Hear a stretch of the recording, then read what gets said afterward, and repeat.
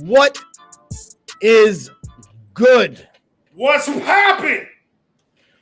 We here. We in here. How are you feeling first and foremost? Besides a bad cough that I still have, I'm 99.93% better. It's not I still 94. got a cough, Not 93.4. It's 93.3%. That's exactly what it is. What I Okay, said. cool. We here, man. My man Angel in the house. My man Infamous Ty in the house. Mary in the house. What is good? Is popping? Shakey vibe gang. We here, man. For those that don't know, Vibe Reactions was down and out, beating the shit out of COVID. COVID got the first 3 rounds. But it was two rounds. Last 2 rounds, you got knocked the fuck out on a TK. Oh, we here, man. Shakey Vibe Podcast, episode 13. We here. We got a special treat for these people here. Yes, we do. And all of them know who it is. They don't fuck with him. This man is fire. And Shakey Vibe Podcast. We are more than happy to have this man on. Oh, we've been trying for a minute.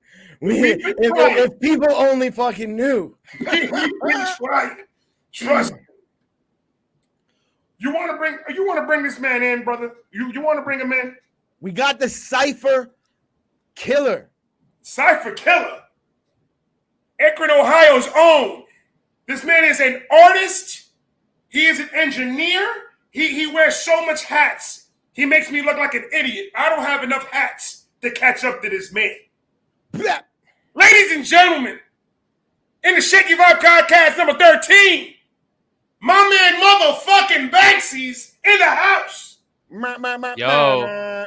What's poppin'? What an introduction, and you guys had to make me sound like a diva with saying how long it took me to get on here. Oh, but that was all like there was so much shit low key that went on to like get this to make this possible that like we're like thank you so much for coming on, but like this is like 3 times the charm, literally. Yeah, a lot of shit we're dealing with on both ends, man. This is nuts, but definitely good to be on here finally. First and foremost, Mr. BANXY, how are you feeling? I'm doing a lot better. Good. Because it's kind of scared me a little bit, brother.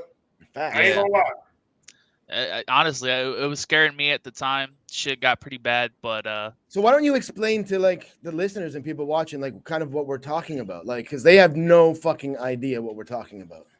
Yeah, so like back in October, I got COVID and I got it really bad, and it really fucked my lungs up pretty much, and had like a lot of residual damage, and I had like fucking spots of fluid on my lung from it swelling up trying to heal, and that the fluid was just sitting in there. So I went to the hospital, and they wanted to pretty much put some tubes in there and drain that shit out, so pretty much it didn't sit in there and get infected and have it tested and stuff like that. So I had to go under and get like I said, get some tubes in me, drain that shit out. It's all nasty, but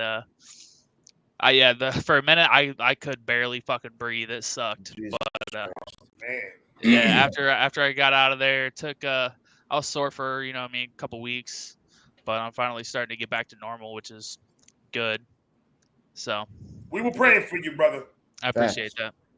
And then I heard you got it, and I'm like, well, fuck, I know what he's going through, even if it's it hits everybody different, but like my brother and his girlfriend just got it too, so they're dealing with that shit right now. It's fucking nuts. Man. It's crazy. It's really it's crazy because like so many people, God, like knock on wood, nobody in my immediate household or like neighbors and shit have had COVID, but so many people I know back home, because I'm in the Philippines, but so many people I know back in Toronto, like my sister, my brother, like his wife, and like my sister-in-law, my niece and nephew, like so many people around the exact same time are all getting. It's just scary shit.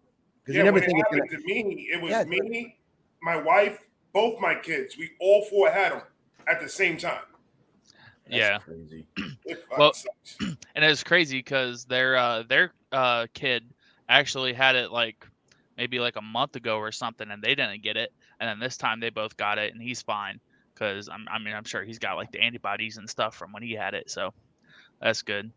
But Oh, now finally, like I said, that was back in October. So once January rolled around, that was like the 3-month mark. So I went and got my shot and getting those going. Because if it fucked, some people they don't get it that bad. Like my sister gets a cold for a day when she had it, and so. Some people it affects differently, and it fucks me up. So I'm like, yeah, I'm gonna go get that jab just in case. oh You know yeah, what I mean? definitely. For real. For Okay, real. definitely. For real. Yeah. Woo. So, Akron, Ohio. What is it like? What's the scene like? What's the music scene like? What's the vibe like? I don't know. I'm not part of Akron, any Ohio. like music scene. No, eh? It's no. I keep to myself. I don't really go out. I really should. Um, but I mean I don't. I met not in person yet. I'm supposed to meet up with some guys. Actually, I met through Stevie Knight's tournament. Oh, dope. I found out there's a couple guys who lived like probably like 10-15 minutes away from me. Oh That's wow. lit. And it's just like a little group, like a rapper or two and a couple producers. And so I was like, fuck, I need to go, link up with those guys. That actually reminded me I need to hit them up. But aside from that, though, I haven't really connected with anybody around here. I just kind of do my own thing. And So, like on your come up, you weren't like the playground spitter at school, like King of oh, not Cypress, at none of that shit. I didn't start making music until like 2.5-3 years ago. Oh, So for real. Really? I've written like stuff for fun and like kept to myself for like a long time, and I was always just good at writing in general.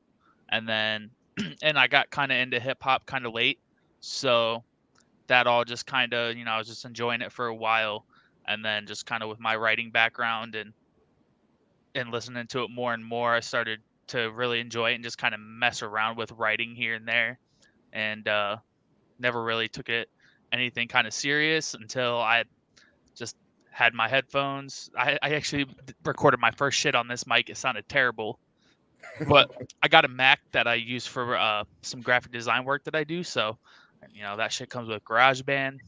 One thing led to another, and fucking here I am.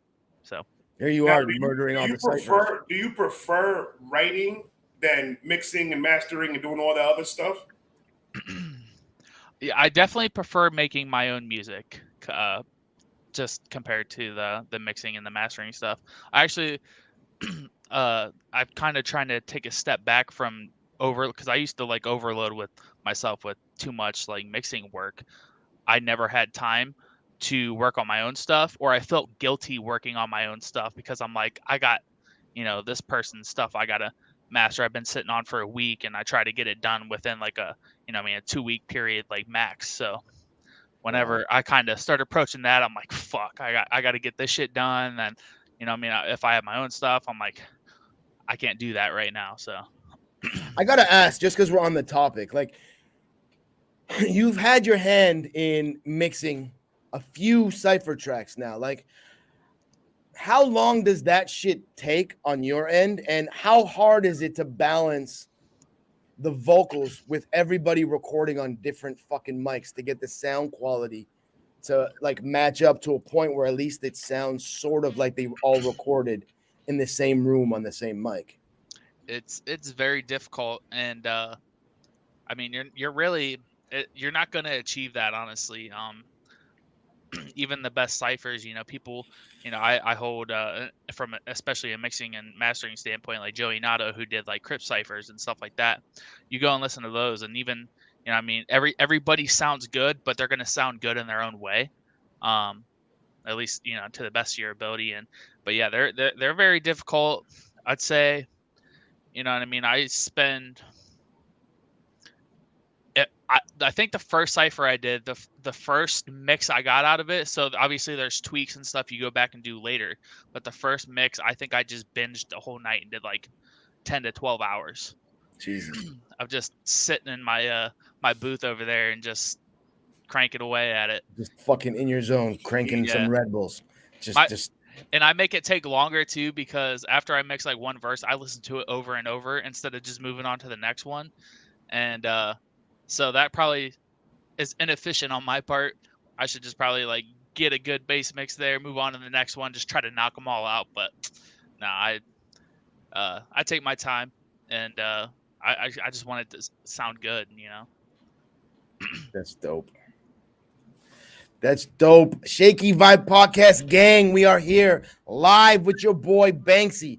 Episode 13, y'all. Yo, what's good, everybody in the chat? How y'all doing? We got a whole bunch of your fans here, brother. Yeah, Facts. A whole bunch of them. Facts. I tweeted it out, so hopefully some people from Twitter Blah. pop on here. Yeah, I saw that. I just retweeted it too. Oh yeah. So we're here with BANXY.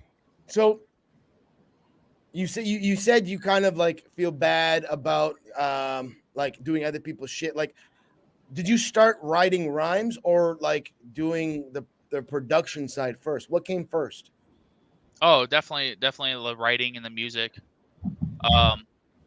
The mixing stuff, I started doing that because I didn't have money to pay somebody to do shit. So, you know what I Facts. mean? As soon as I like recorded some stuff, I'm like, I need to get an idea of how to like make it sound good. So it was just YouTube tutorials for hours upon hours, especially like early on.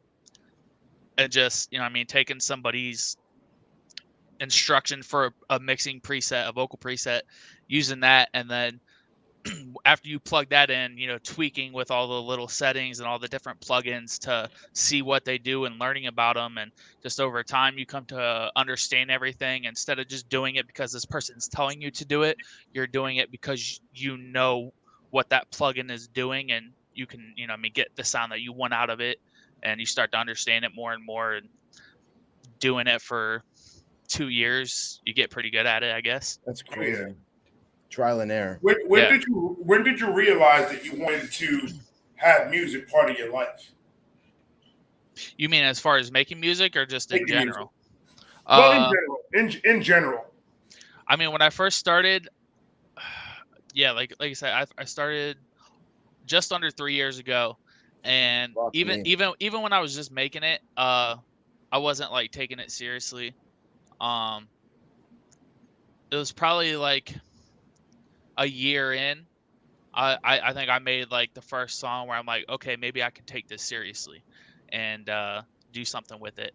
And from that point is kind of where I have really like taken that step into being like, this is what I'm trying to do. Gotcha. When was the moment in your start off with, you know, influences and people that they've listened to and everything? What are some of your influences that you've listened to that it kind of got you interested, not to go ahead and take that step forward, but, you know, got you actually into listening to the music?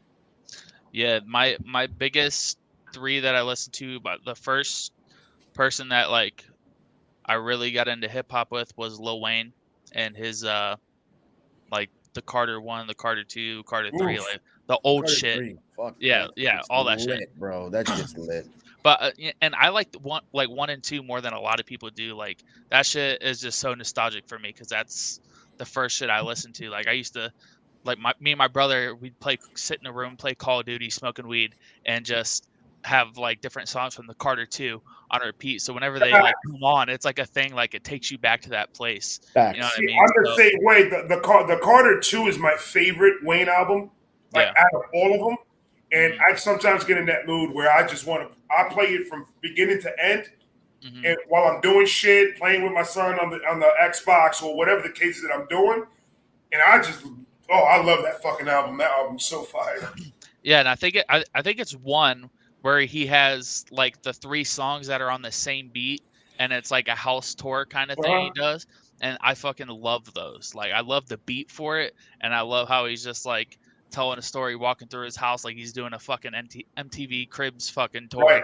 But Yeah. like through the song, he's talking about having dudes or bitches doing like blow in the fucking bathroom as they walk by. He's like, don't worry about that. Or he's like, he's got the what do you say? He's got the glass mirror ceiling or something, so he can't look down, but like people looking up can see like through or something. He's like, I don't need to know what's down there. I know I'm protected. So like that whole idea was kind of fire. And but yeah, that shit's nostalgic for me. And then from there, I got really heavy into Eminem, and through Eminem, I found Royce the 5'9", and really got those three are probably like my main influences. You can't pick a better. Like, for real though, like fuck. Yeah. That's a good 3 door. What I'm really fucking with is Mona Lisa with Kendrick. Yeah. Boy, that song, That's I just can crazy. listen to that shit forever. Yeah.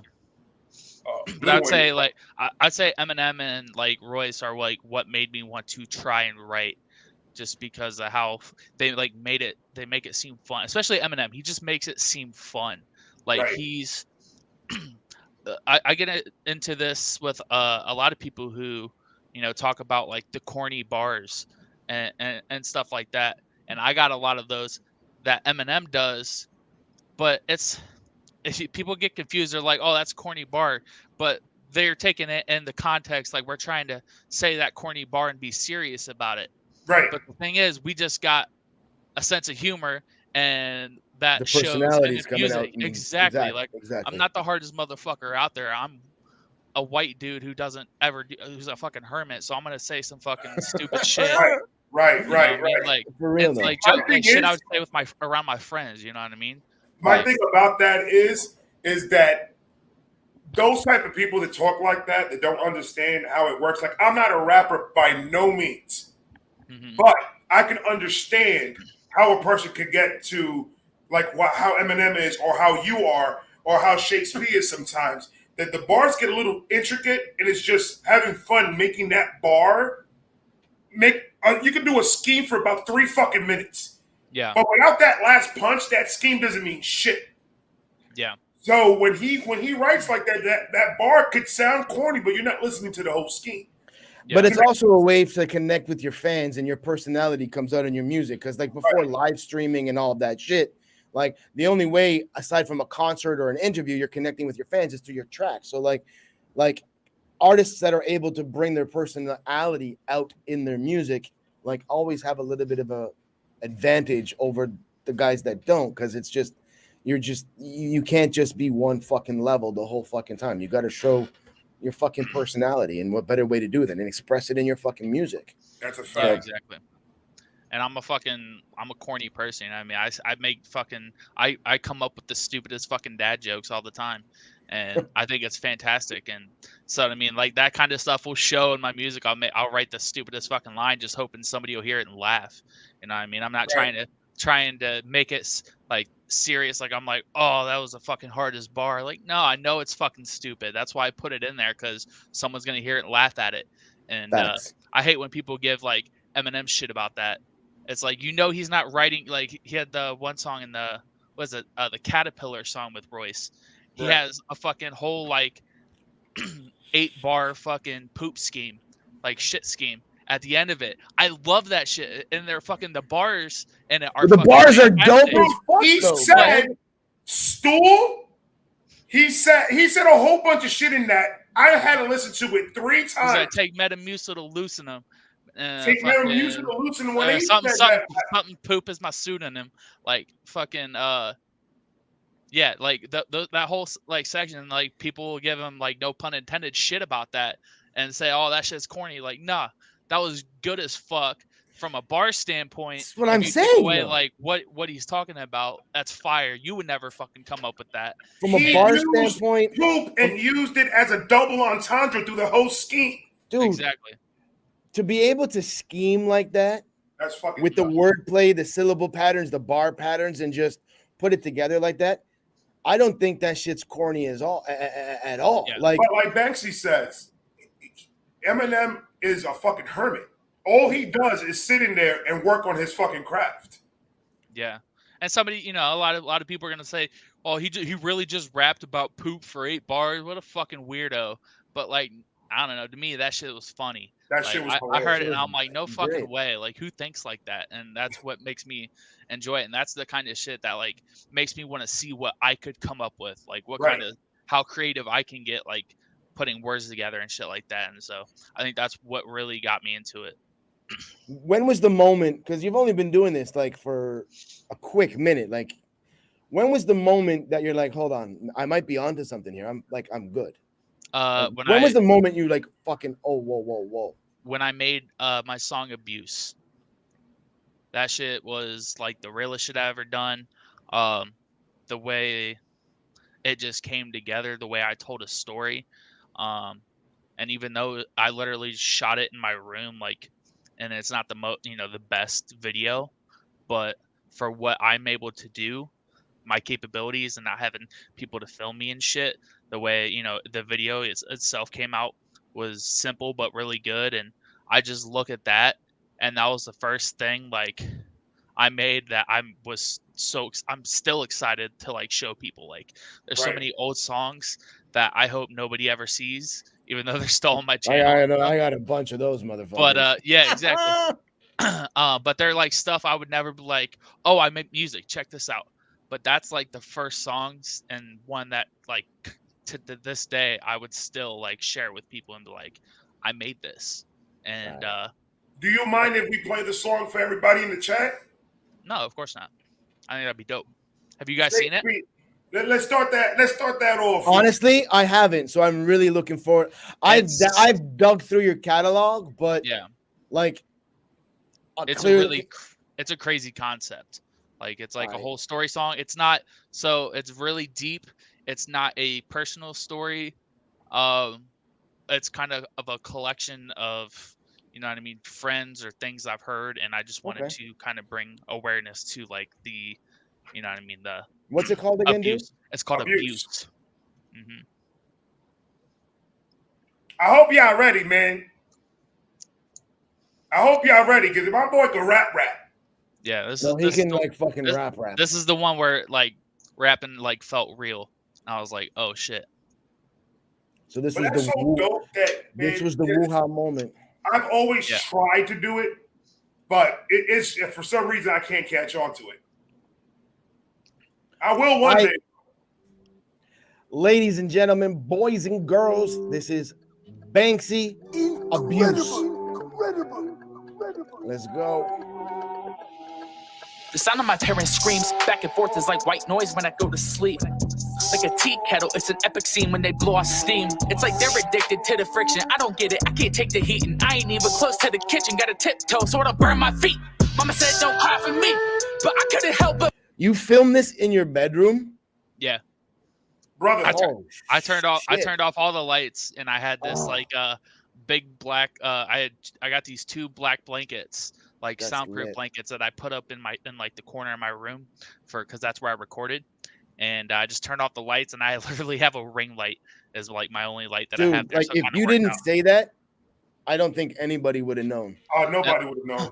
Just that, and then some cutscenes. This is like just some free stock footage I found. So let's go back in. Steam. It's like they're addicted to the friction. I don't get it, I can't take the heat, and I ain't even close to the kitchen. Gotta tiptoe so it'll burn my feet. Mama said don't cry for me, but I couldn't help but weep. I'm so tiny and weak. If it went too far, I'd have to watch you die in the street. Haven't even lost my teeth, and y'all start rolling when I'm in the hall, drawn sprawled out on the carpet trying to watch TV. Like, how about watching me? Another night, another fight, another knife go flying by. Look out the window, I see red and blue lights come driving by. Mama drops the charges. Daddy's back home on Friday. Stop! What the fuck was that flow? Yeah, like, dude, you've only been doing this for a minute, yet you're flow switching and transitions in the flow switching. Brother, it's fucking lit. It's like you've been doing it for years, dude. Like, for real. No cap. Watching me. Another night, another fight, another knife go flying by. Look out the window, I see red and blue lights come driving by. Mama drops the charges. Daddy's back home by Friday night. By the end of the weekend, she entered the ICU with a broke jaw and a black eye. Fuck. Shit, I'm just getting started. Did I mention they both like to party? Tend to go a little harder on Bacardi. They went on a bender, got in a wreck, and they bent up their fender. They took off running like it wasn't nothing, and motherfuckers forgot I'm sitting in my car. Jesus Christ. God. I didn't. Bunch of coke on the table, thought it was snow, so I ate a little. Yeah, that shit could have been fatal. Rolling on blow, fresh out of the cradle. Mama's off of her rocker, literally passed out on the floor of the vodka. I was a Holy toddler, shit. you couldn't bother for 1 second to act like a father. Shit, no wonder I'm a pill popper with the ill noggin and the urge to kill. Call me Lil Dahmer. I can feel the synergy brewing inside start to overpower me. Bring that back. Bring that back. What you just say? I love that line, bro. That line was so hard. Brother. Oh my God. Mama's off of her rocker, literally passed out on the floor of the vodka. I was a toddler, you couldn't bother for 1 second to act like a father. Shit, no wonder I'm a pill popper with the ill noggin and the urge to kill. Call me Lil Dahmer. I can feel the synergy brewing inside start to overpower me. That's stark and ominous. Don't act like you wasted the path that you put me on. You ain't gotta be Nostradamus. But finally, they turn their attention to me now. And ironically, I'm attempting to flee, avoiding a beatdown. See, they weren't too fond of the fact that I wasn't too good with my schoolwork, and every time I try to ask for help, they would lose their cool and knock my fucking teeth out. It's like every day of the week, I get a belt to the cheek. I got a one for a B. Imagine what happened when I came home with the D. A lot of you probably got grounded and weren't allowed to sit down and watch the TV. But me, that would get up and get loud, pick me up and throw my little ass at the screen. I'm at the end of my rope, cutting in hopes that I bleed out. I'm feeling weak now, I can barely see now. I'm a bit tired, think I'm asleep now. But that's not how it ends. The tear that I shed would fall in the lap of a kid who ain't dead. I hear a voice in my head, a devil's beginning to creep out. He said, Bars. you really gonna sit there and take that? Well, what am I supposed to do? Picture revenge, hang it up and frame that. Everyone who hate just aim at. But I don't wanna hurt nobody. That's fine if you wanna live life with fear in your eyes, but I promise you're probably gonna hate that. So come on, give in, I can make you feel power. What you mean power? I mean like real power. Take control of your life like willpower. Shit, I don't know, cause I feel like once I go down that road, there's no turning back. Have a heart of stone and a soul that's black. But it also gives you the armor to withstand any flag. Just get out of my head. Fine, but you better watch your back. Cause as long as you try to push me down, I won't be able to keep an eye on that. It don't matter how hard you try, you won't be able to deny the fact. The more that you try to fight me off, the quicker I'ma rise to the cracks. Ladies and gentlemen, that was BANXY. Hey, Abuse. my brother. I'm putting that shit on the playlist. That's what's happening. For real, for real. Jesus Yeah. Christ. For everybody that just popped into the chat, we appreciate y'all for being here. Shakey Vibe Podcast, episode 13. We live with your boy. I got a BANXY question. in I got a the question building. off of that video alone. Which everybody, please, Shakespeare, is there any way that we could put the link into the chat? So like that, they can go watch it 3,000 times. Everybody make sure to fucking sub up to BANXY if you have not already. See, yeah, I BANXY, appreciate that. your writing fucking style. The way you rap, it sounds complex as fuck. Because like what Shakes was saying, like you just switch flows in the middle of a flow that you already started. And then you just come out with these fucking bars that are just like your creative process must be locked in a fucking room with the door locked, smoke 10 pounds of fucking weed, and just zone the fuck out on that pad. So like the good thing about that is, like you said, the people that you were like influenced and listening to, sort of studying, were M, Wayne, and Royce. So like you listen to them, each of them has a different flow that they would bring onto every track. So like, did you work on flow switching? Was that something you were doing consciously, or did that just like come out like naturally? Well, I'll say like, especially when I first started, my flows were very like inconsistent. And that was when I was at a point where it's like I could see flashes. Like I'd have a couple lines that were really good, and then I could tell, you know what I mean, stuff I would give advice to, you know, people on now where, you know what I mean, other lines you would rush stuff, or, you know what I mean, stretch words out and it would sound clunky. So pretty much like I just started tightening, you know, up everything that I do so it consistently sounds good. And sometimes that comes with simplifying stuff, which I feel like I've kind of simplified my stuff down a lot with some of my newer stuff, just for the sake of having a good smooth vibe and consistency. I don't know why I couldn't say that. But I mean, here, this was kind of where I was still just having fun and trying different flows and seeing what works. And I think so. And you kind of were talking about my process. When I made this process I used to use, I don't really do as much as I wouldn't write anything, and I would just put on the beat and just come up, you know what I mean, with a couple lines at a time, put them down, see how they work. And that's kind of how this whole song came together. I didn't really sit down, listen to it, write the whole song or write a whole verse, you know what I mean, go in and just record it. It was just something where I would test out a line, see how it sounded. If it sounded good, I'd record it, or a couple lines, you know what I mean, do it like that.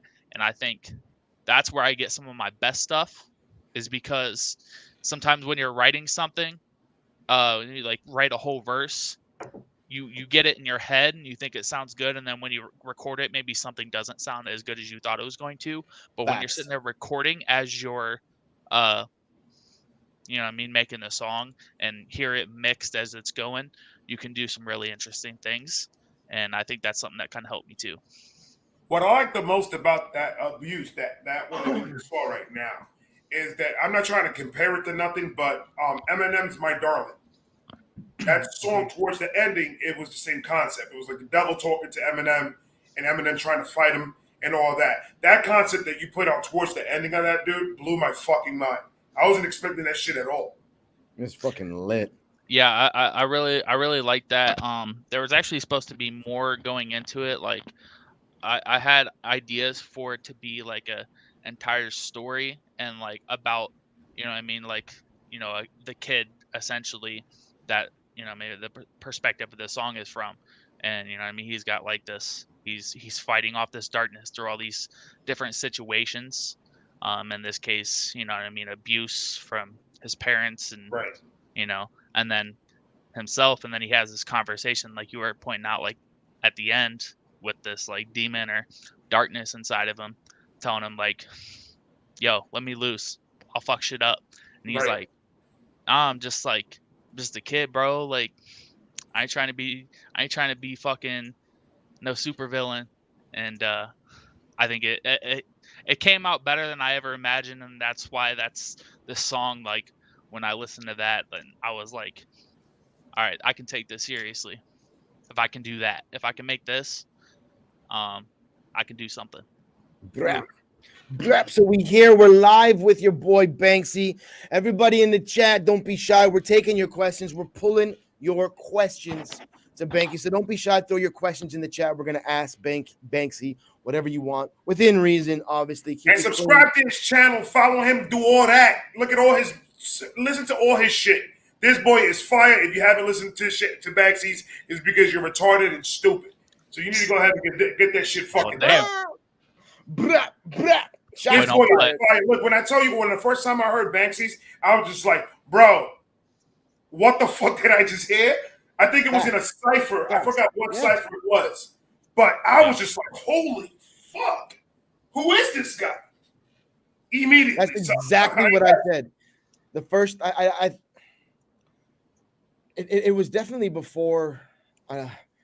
You've done so many ciphers, but it was definitely in one of the ciphers, and I was like, I didn't even know who you were, and I instantly went to your YouTube, and that's when I started like really digging through, and I subbed up, and I was just like, what the fuck, like fire. The cipher killer. We got a question from the chat. Okay. BANXY, reactions. What is good, my God? What's your favorite cipher you've been a part of, lyrically, or any that you produced from Big Kahuna?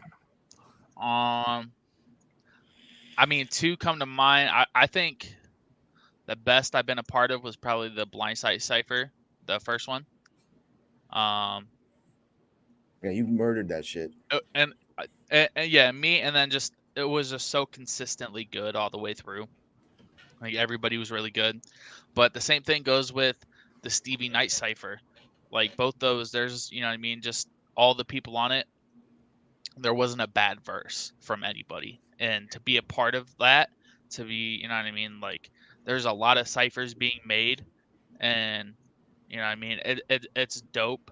but I think just to be on a track with guys like Crypt and Retarded, right? Like, yeah, Crazy. I think they had Mickey Fax. I mean, I was never really a big fan, but I know he's huge in the hip hop scene, and I mean, every Merkums and like that's Grizzy. something that can never get taken from you. You got your Yeah, name on a track with all these artists. What yeah, was exactly. what was the euphoric feeling you got when you realized you were going to be on a track with these fucking cats?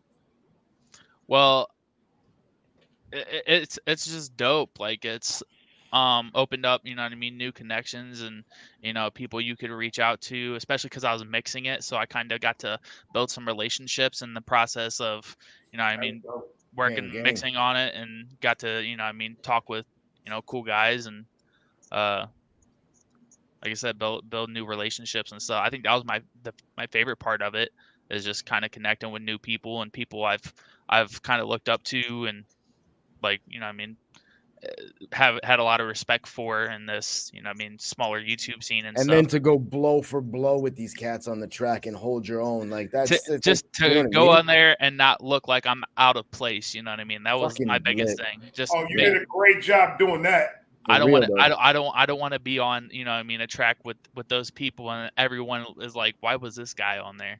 Right. And I think on the Blindside Cipher, I kind of lucked into it because I was mixing it, and it was just kind of like when Blindside was talking about it, and me and DK, like, he produced it. Well, he didn't produce the beat, but he did a lot of stuff with the beat. Blindside made the beat for it. DK took it to the next level and customized it for every rapper on there. So Yeah. it sounds Brought it to life. interesting all the way through. Yeah. And then me mixing it, we all kind of worked that out together. So I think I kind of got lucky and snuck my way on there, but I'll take it either way. Oh, hell yeah, man. That's dope. Mad Hatter's got a question. Let's pop in Mad Hatter reactions. He's asking, when are you releasing a new EP or album? I mean, we did just drop the Supernova 2. I mean, on New Year's. So we had that. I got some, I mean, songs in the work. I don't know if I just want to start dropping them as singles or wait and kind of put together like an EP or like an album or something. Yeah. So not sure. Like I said, I have some songs I'm sitting on, and I'm just kind of waiting to see what I want to do with them. It's not enough for a whole project. And some of them I just want to drop. Some of them I'm waiting because I want a really good video for them, and I'm terrible when it comes to actually going out and shooting my videos. And so that's another, I mean, some of them are, casualty from that. But I don't know. I'm gonna try to be more consistent overall though throughout the year. I didn't get off to a great start with how the year started though. So Right, right. But you bounce back, you'll get it, and I'm reacting to everything. I've already made a couple couple of songs post surgery and everything. So how's your back to breathing and lungs? Like, do you gotta pause and take stops, or like, are you good? Not really anymore. No, I mean, for the first week and a half out of there, and after surgery and stuff, it was still get winded pretty quick. But I'd say I'm about like 90% right now. So All right, so you there. yeah. Big Kahuna's got another question. BANXY, you and DK seem pretty tight. How did that relation come about? Hold on. How did that relation build? And will you guys make an EP together? Okay, you guys make a great duo. Well, we've made 2 EPs together, Supernova and Supernova 2, right. Aftermath. And so how did that begin? So the first month I started rapping and I was really bad, is when Crypt was hosting the contest to be on the second YouTube Cipher.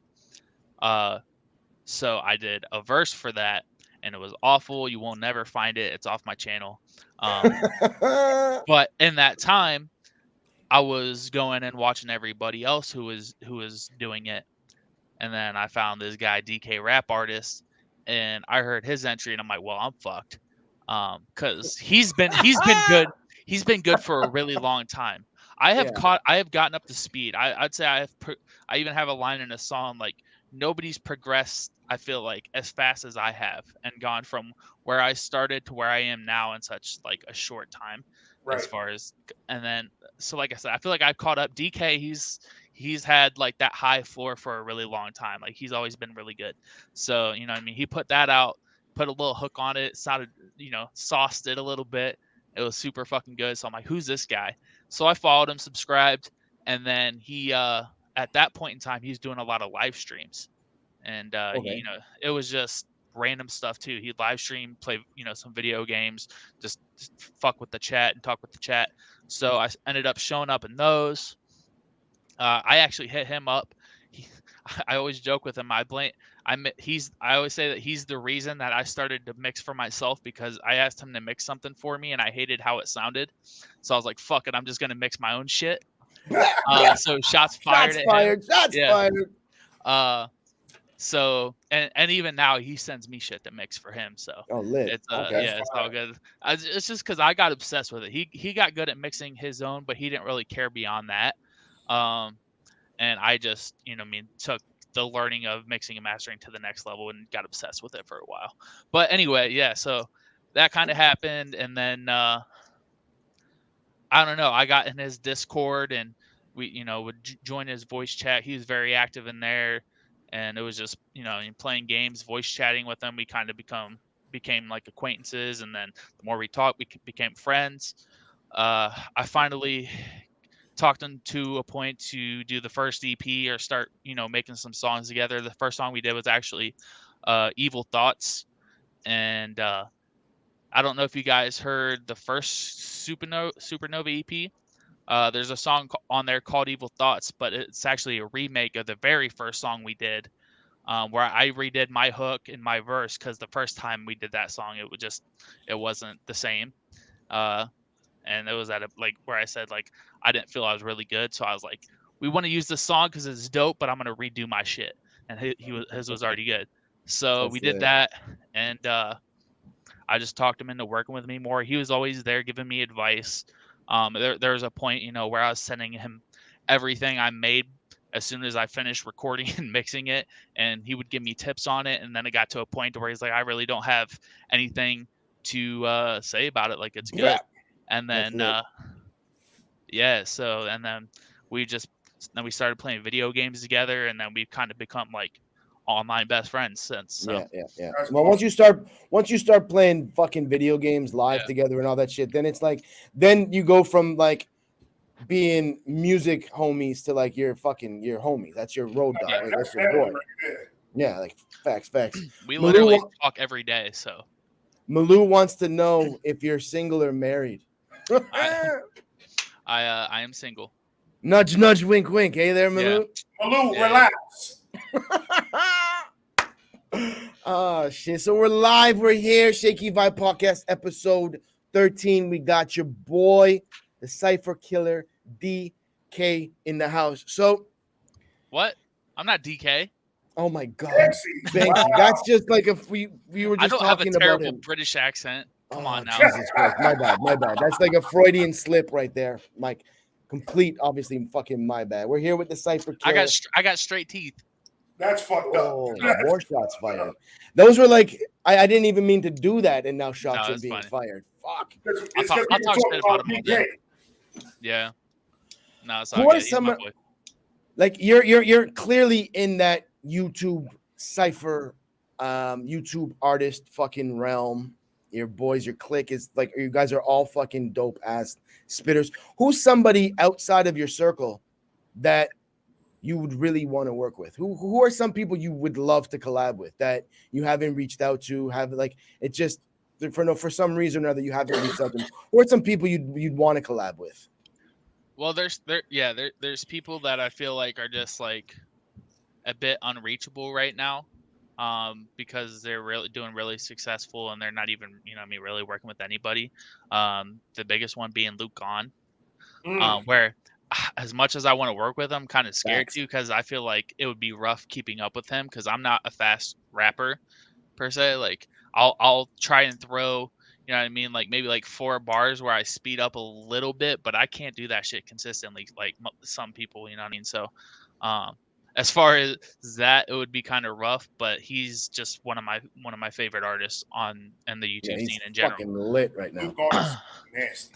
He's nasty. I could definitely hear both of you on the track together though. Yeah. And the main thing is he could do that fast shit all day long. If you keep on doing what you're doing at 100. Yeah. And then you know, I mean, I've hung out a couple times, and you know, I'm semi cool with Crypt. I want to say semi. I mean, we're cool. We're chill. We met in person and everything. So I mean, I'd love to get a track with him. Hopefully down the line at some point. That would be fire. That would be fucking fire. I'd want to do something maybe different though, instead of, you know, I mean, everybody who does a collab with him wants, you know, I mean, to just like rap really fast. And I think it'd be dope to do something, let him show his vocals, and you know what I mean, do something maybe somewhat melodic. He's got a really good like raspy singing voice, and I feel like my best type of singing voice is kind of like a raspy yelling voice too. Yeah. So I think we could probably do something with some. You guys could bang out a dope You guys would bang out a dope fucking rock fucking track. Yeah. Just a fucking sick like fucking. Somebody contact Crypt. Tell him stop being a pussy. I think that would be lit. A fucking like don't do that. Hardcore guitars and fucking just like get him to just fucking go nuts on it. What I really want to hear BANXY's with is Clip Monster. Yeah, I think we've talked about it, because I've that's somebody that you know, I mean, I kind of have talked to a little bit, you know, through mixing and stuff like that for well, I think he was on Jackson Pierce Cipher. Yeah. And then he sent me a few little things here and there to tweak for him, and we've talked. You know, I mean, we got on a like a FaceTime chat or whatever on the computer. Wasn't actually FaceTime, but something like that. I think Instagram, maybe video, and talked for like 2 hours while I was mixing something for him. So, oh shit. Yeah, he's a cool dude. We've talked. I think I just need to send him something. You know what I mean? I think that's what I told him, is I'll try to get you know, something together that would be good for him. And yeah, it pretty much comes down to like when I make a certain track, I don't make songs intentionally for people. I just, you know what I mean, when I get the vibe, you know what I mean, I get in the studio, make the song, or, you know, write it, go in and make it. And then usually my biggest problem is I never write 2 verses because I'm out of laziness. So every time I make a song, man, I get the hook done, I get the verse done. I'm like, oh, this is fire. Then I'm like, damn, I either got to finish it or write another verse, or just find somebody to get on it with me. So that's why I have collabs too. Same here. That's why like majority of my shit is collabed, because for the same fucking but once you stop working on that project, it's hard to get the same and duplicate the same energy after you go back into it, because it's like you got to do the track like all in one, or it's too hard. Well, what makes me mad too is like people will send me, you know, a song to feature on, and I'll do some of my best verses on features, and then like I'm like, why can't I do that on my own shit? Like I wish this was on my own fucking song. And like, so I try to, like, whenever I do write that verse and get that partial song done, hoping that like maybe, you know, like a week or 2 down the line when I go to write to it again, I get in that like feature mode where I just bang out a fucking crazy verse. Yeah. And just pretend it's like for a feature, and then it's like, oh shit, it's actually on my own song. So you write your music, you do mixing and mastering. Do you produce any of your own beats at all? No, I don't. I want to get into it more, but I just haven't been able to get the interest to put the time in for it. You know what I mean? Like when it came to mixing, you know, it really like sucked me in, and I just got like addicted to learning about it, and I tried to do that with beats, and it just didn't happen. So hopefully one day, but right now I don't know shit about making beats. Now, are you excited to go perform somewhere? I am. What I need to do is get out and try to find some place, like local places. and see if any open mics around me. But there really aren't, from what I've been able to find. I kind of have to travel a little bit, like an hour away, up to like Cleveland or something like that. Try to get in some places. So that's kind of like the tough thing, is it's not really I got some links in popping scene. Cleveland for you though. I used to manage a few artists at Cleveland, and the record label that I managed and was based at Cleveland. So like, when you're ready, just hit me up, and I'll make a couple calls on your end when you're ready. Just Hell yeah. I got you. I got a group of buddies down in Florida, down in like around like Fort Lauderdale area, and I go down there every now and then for like a week or so, visit my mom, because she lives down like West Palm, and they're doing shows and stuff like every other weekend, and a couple of the rappers are usually doing the show, and the whole group goes into like the club or whatever, kicks it. I'm always seeing that shit. I'm like, damn, I wish I was down there and go fucking like perform like one of the collabs we did or something, and it would just looks like such a good time. And I'm at a point where I think I could probably put together a couple good songs and put on a pretty good set. Hell yeah, man. If you ever come down to Florida, let me know. I'll be in there in the front row screaming like a bitch. Hell yeah. Where you at? I'm in Tampa. Oh, okay. So you're on the other side, right? Mm-hmm. Yeah. Oh yeah. It's a couple hours away. It don't mean nothing. I'll be there. Yeah. I like to get down there as much as I can. Usually if I can like sometimes I can sneak like a round trip for like $60-$70. So I'm like, fuck. Plus the weather's better than Cleveland. Yeah. I don't know about that today. That shit had 32 today. Yeah. Shit. It was cold. Yeah, it's been pretty cold up here too. I can't relate. I can't relate to that anymore. I used to be able to. Yeah. But I'm watching my family shovel the fucking driveway with like fucking 2 feet of snow. And yesterday I was at a fucking. I was at a beach yesterday drinking fucking like cocktails at the fucking bar. It's all good. That's what's up. That's for you. Yep. Yeah, it's all good, man. It's all good. It's all good. So we here. Everybody, don't be shy, man. Throw your fucking questions in the chat. Ask Banksy what you want to ask him. So, like, what can we see from you coming up in the next little bit? Some different vibes. Not everything I'm working on is, just rapping stuff. I got some more, exploring some more of the melodic side, stuff like that. Like I said, I got some songs kind of I've been sitting on, waiting to see what I want to do with them. And just hopefully working with some new people that I haven't, worked with before. Hell yeah. Hell yeah. I bet. Now your sound. This is one of the questions that I really wanted to ask, because every track that I hear from you, it seems like you're evolving with every track. Facts. So where do you see yourself evolving to in 5 years? And please talk all the shit you want. If you want to say you're going to take over the fucking game, say what you got to say. Nah, that's not me, man. I'm not like I got to be the best there is, and talk myself into it kind of thing.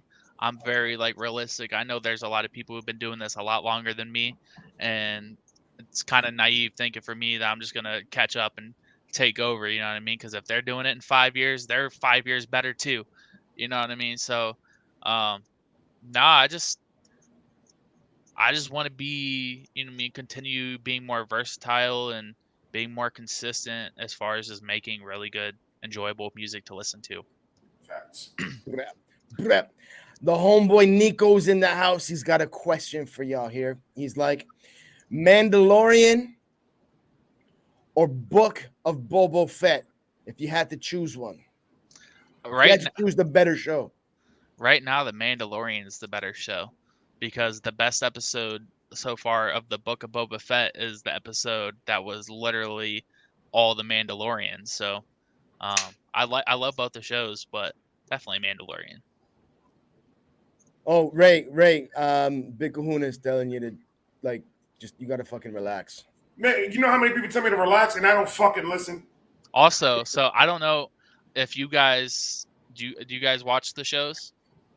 No. We don't get. I don't Okay. get Disney One out here. I'm not even allowed to like fucking. I can't watch that shit anywhere. I want to. I'm dying to.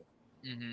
So they're the like theme music for the Book of Boba Fett is fire, like as fuck. And I'm actually trying to get me and DK were messing around with like adding drums to it and shit and sampling it and making a beat now. So I may be making a Book of Boba Fett rap just because the That fucking was fire. the sound of it. If you play it, Yo. it sounds hard as fuck. So I'm like, just throw some drums on that shit. And because DK he does the producing shit, like he can make some crazy beats. So I'll ask him to, you know, I mean, fuck around with shit like that, or I mean, if he's messing around making a beat, he'll send it to me, and if Yo, I that's like it, I'll be like, fucking yo, let me lit. do that. So Now, You if you should've- have anything to say to these up and coming rappers, the ones that are under you, the ones that are coming up, because you're already a vet in my eyes. I don't care what no one You're a says, You're a 3-year vet, Banksy. You're a 3-year vet. and that's a fact. No, But but you're what would you say to these up and comers that they trying to get their shit together, and they just need a little bit of push? well, you know, I mean, a lot of times it's kind of different for everybody. The first thing I would say is just be very self-aware where you're at.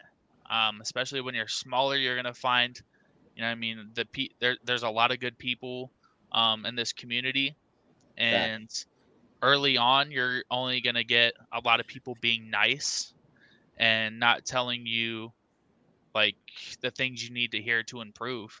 And some people take that as, oh, I'm doing everything perfect. I'm good. I'm better, or you know, I'm so good. Blah blah blah, and just be aware that when you're first starting, you're gonna have a lot of stuff to work on. So don't get too big ahead. Just you know, because the small following you have is all people telling you nothing but good things. I wish I had more people saying you should do this better or try doing this better. Just because that's the kind of stuff I got out of like DK and, you know, I mean, the other rappers when you reach out to them. And another thing, don't just blow up like that. I used to do it, and I have people do it to me now. Sending somebody like, you know, somebody, because you know, a lot of us are really nice and like we want to be friendly with everybody, but every now and then you get someone who starts sending you every song they do and want feedback on it. And I don't mind doing that here and there. But then, you know, I mean, you have those couple of people who can be very pushy about it, and so don't be that guy. Let the relationships happen naturally, and those connections build instead of trying to, you know what I mean, just blow somebody up, because you can also burn a bridge kind of quick doing that. And I have done that, I feel like, early on. So I think everybody has at one point or another. Like sure. I went down to Cincinnati with and met up with Gatsby, and Postcard was down there, and we joke about it now because, you know, I'm good friends with them now, and we joke like about how when I went down there I had new rapper syndrome, they called it, and it was like I was just like so hyped about it. I was throwing in these like subtle like, oh, we should do a song together, ha ha ha. And like now I look back and like it was so fucking cringe, like how I was acting, and I'm like I should have just be there chilling, you know what I mean? So I kind of got that, and like, you know what I mean? So things like that, you know, stuff up beyond rapping, you know what I mean? And then when it comes to the rapping, just sometimes simple is better. I was telling you, you know what I mean? I kind of simplify what I was doing for a more consistent, cleaner sound than trying to be so intricate and sounding clunky. And I feel like a lot of people do that. They want to be Eminem off the rip, and Right. it just doesn't work. And so understanding that is a big piece too. So Matt Hatter's got a question for you. He's asking, he's like, Banksy, would it be cool with me putting your tracks in my live radio show that I'm putting together, and he can play some of your tracks nightly on his radio show? Yeah, anybody who wants to share my music really in any way, I'm more than for it. So absolutely, be a pleasure. Hell yeah, look at him trying to throw a little promo in there for his fucking show. Hell yeah. Everybody go check it out. Go listen to my songs on there. Let's go. There you go. See, Nico threw something out here real quick that it kind of caught my eye, and I almost shit myself when I saw the lineup. He said he wants to see a Star Wars Cipher that it consists of BANXY, Clip Monster, Elijah Kyle, Echo, Abstract, DK, Gatsby, Apocalypse, and Alphabet. Man, I'd love that. Bro, that would That'd be be- fucking crazy. That'd That'd be be- fucking ridiculous. That'd be so sick. I told Gatsby. Nico, I'm not good enough to be First on of that all- list. What the fuck? Well, I told Gatsby and Postcard that I wanted, I told Postcard I wanted to do it. First of all, Gatsby is not allowed on a fucking Star Wars Cipher, and let me tell you why. He's got a song, was it like Plan 2 or something like that? Maybe it's not Plan. I think it's Plan 2. He did with Postcard, and in the fucking hook for the song, it's not even just like a a little one-off line. It's in the hook of the song. He has a line where he says, "Cloud my eyes like Landu," and I'm like, I texted him. I was like, "Bro, what's a Landu?" He's like, "That dude from Star Wars."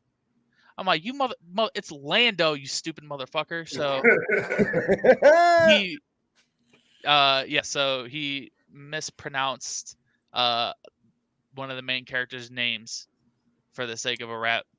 So he's out of here. He's He's out of here. He's out of there. He's not in the Star Wars Cipher.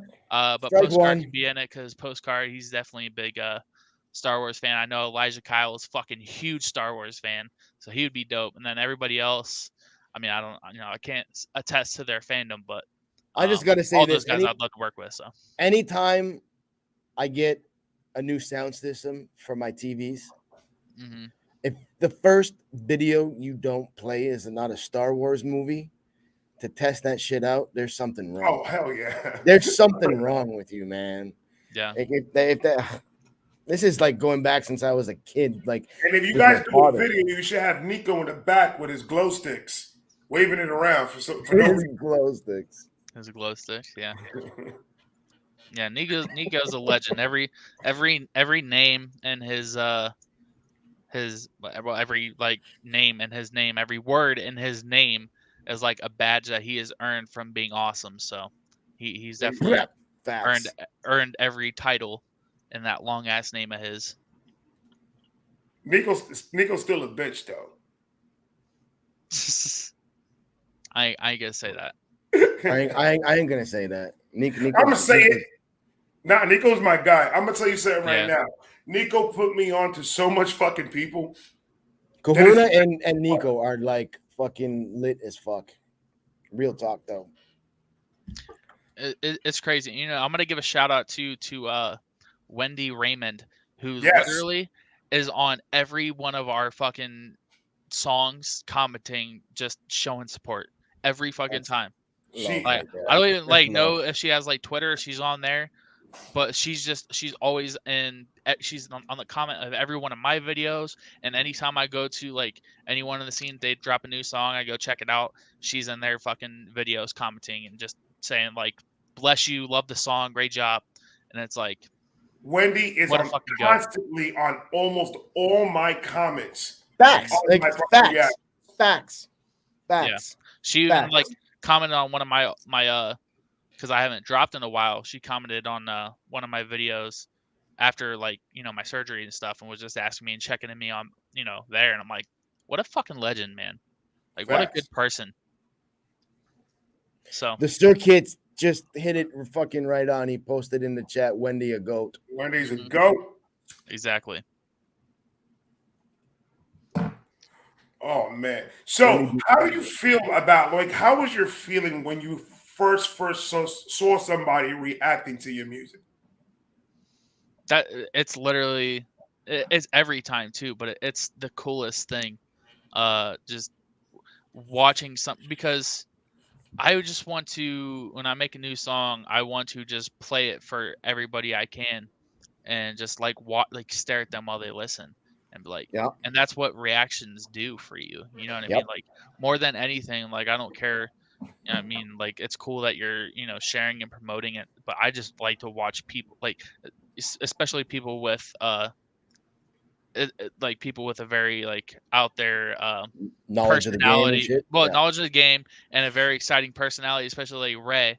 Like, just it's so exciting to watch it, and then like when you pause it and fucking like, oh shit, and Make you laugh and then yeah, rewind it and make you laugh. It's just yeah, it's a feel good moment. it's so much. It's I mean, the entertainment aspect of it is I mean, a big thing, and being entertained by somebody watching your shit is so crazy. Like, it's so like fucking meta, but no, just getting to watch somebody enjoy your content is, I mean, top tier. It's there's not a lot of things better than that.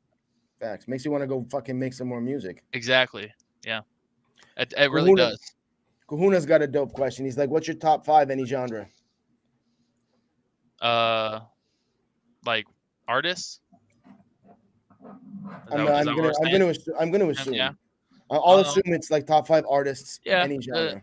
Yeah, it's probably right now. It's probably all gonna be hip hop. I mean, the 3 I gave before would be Lil Wayne, Eminem, Royce. And I don't know, like those are the those are the 3 at the top for me, and then from there it's just kind of like a little bit of everybody. I don't know if I could really. Who are your top 5 YouTube rappers? I say Luke Gone is definitely one. I think you kind of have to put Samad Savage in there now. He's a beast.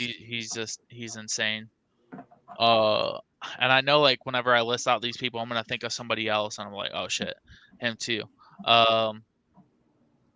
If you, I feel like he doesn't really do a ton on YouTube, but if you consider BANXY is really insane. I think when he finally starts dropping a bunch of this music that he's been making, Gatsby, some of the shit that he just hasn't put out, he works on so much music and barely fucking drops shit right now. I think he's working on an album, but his music is so like top tier good. It's insane. And I don't know. There's so many good people. Like, maybe not like the best like rappers, but I listen to like a lot of guys that just make enjoyable music, which is why that's what I want to do. Like Joey Nato and Postcard, where they can do their own hooks and melodies that just are like such a smooth vibe, and then they also can throw some rap in there and just make a good fucking song. So I guess those are the names I'll put up there. How about on fuck? I totally forgot what the fuck I was gonna ask. God damn, I had it right there. You fucked me up, Shakespeare. I didn't fucking do anything, motherfucker. I'm blaming you. I don't give a fuck. Okay, what other genre of music do you listen to besides hip hop? Here's the thing, like hip hop is like obviously is like my main bitch, my primary. There's a little bit of something for me in every genre. I wouldn't say like one genre is like a number 2 spot. There's just those songs of everything that just kind of like catch my ear, and I'll go and put on a playlist, and will kind of pop up every now and then. Like I like some like older like classic rock kind of stuff. I'll say the one genre I'm not into at all is like metal screamo stuff. Right. That's the only thing I feel like there's just not really anything there for me. It's just too aggressive. As you can see, I'm a very like chill person, laid back person, and that's just way too aggressive for me. So, but I mean, there's some country songs that that might hit right at the certain time. There's some the classic rock stuff I like listening to every now and then. I mean, some pop stuff. It's fucking catchy. What can you say? And some alternative weird shit. There's everything's somebody's got some fucking banger in every genre that'll catch my ear. So it's true though. That's very true. So like, I didn't know that until I started doing reactions. There's so much music out there. Mm-hmm. and I was brought onto a whole different, like, because I'm doing BTS now. I'm doing Diana. Dude, she is fire. The Nova. It's just different type of stuff that if I was not reacting, I would have not listened to. It would just my shit was hip hop and hip hop alone. I'll listen to some rock like Jethro Tull and the Beatles and shit like that. I'll listen to that type of stuff all day long. Mm-hmm. But mainly it's hip hop. But then this whole YouTube shit came into my life, and it took me to a whole nother level. Mm-hmm. I thought the only rapper in the world was Eminem. I didn't think about nothing else. And then I started hearing people like you, Clint Monster, Easy Mel, Crip, Screwface, all these fucking. I'm just like, holy fuck. Yeah. Right there, and I didn't fucking know nothing about it. I mean, I popped into some reactor streams, and some of the people are requesting some crazy shit that, like you said, like even it's the same thing for me, just popping into reaction streams. It's just seeing some shit I would have never listened to as a viewer, and Facts. So a lot of the people who are in the scene as a consumer and just a viewer, you kind of see their taste, and they're kind of everywhere with everything. So I think that's kind of interesting. Oh yeah. So I think it's time to play another BANXY track. Which track do you want us to pull up for you here? I've been waiting for you to You choose. You choose.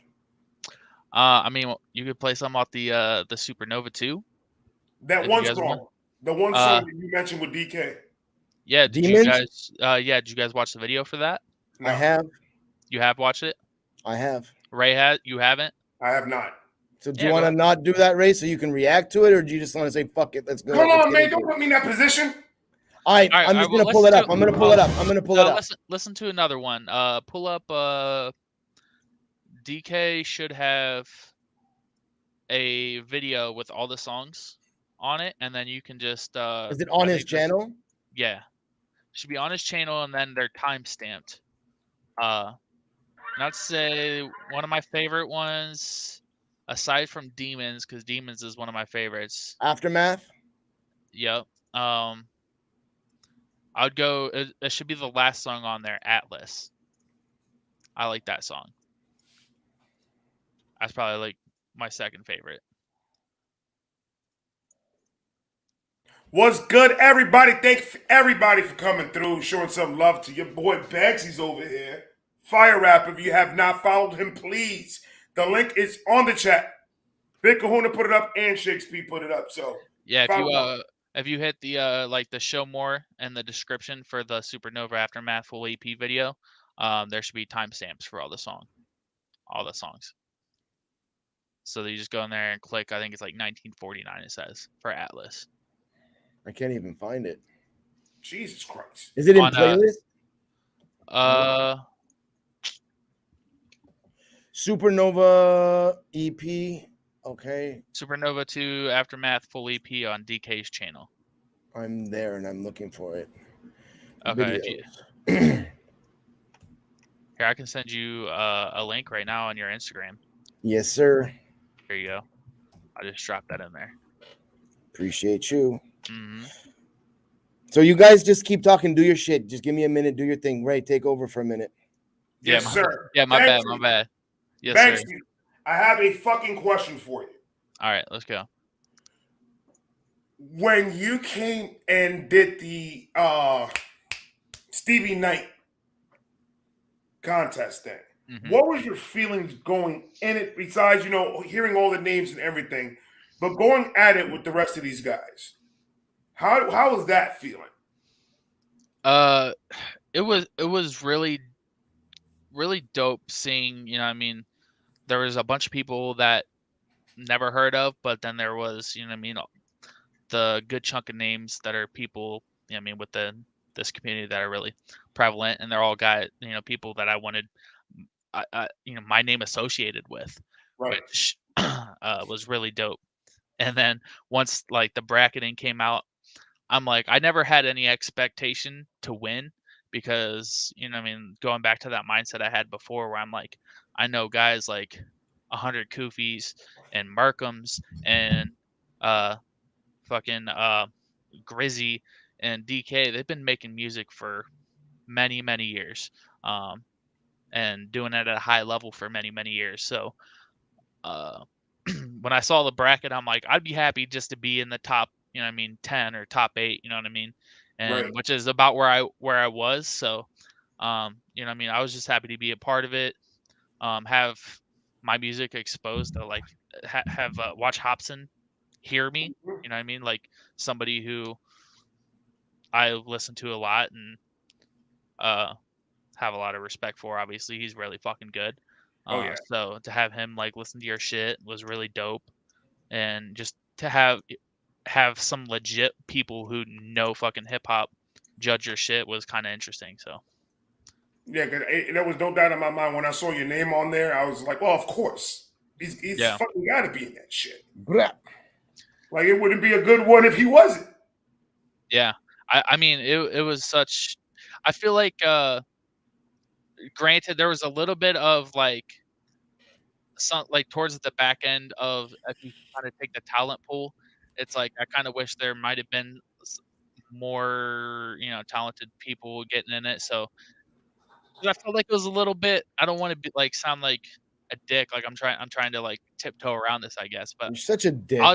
but sometimes I'm very blunt. Like I'm trying to be proper because I'm talking online and shit. But I'm also like behind the scenes. I'm a very blunt person. So like I feel like it was pretty easy to get into that top 32 based on some of the other people that got in. You know what I mean? Like I thought it was going to be harder to get in it, and then whenever it kind of started taking off, then you saw some of the people towards the less talented end of it. It was like, okay, so that's why I got in, and kind of made me worry a little bit. But at the end of the day, it was just so dope to be a part of. And Yeah, no shit though. That like just the amount of people that were in that shit was just fucking retarded. So like that's fucking lit. And then meeting some new people out of it.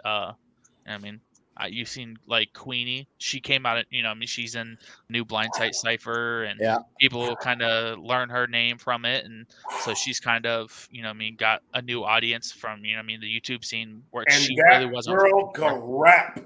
Yeah, absolutely.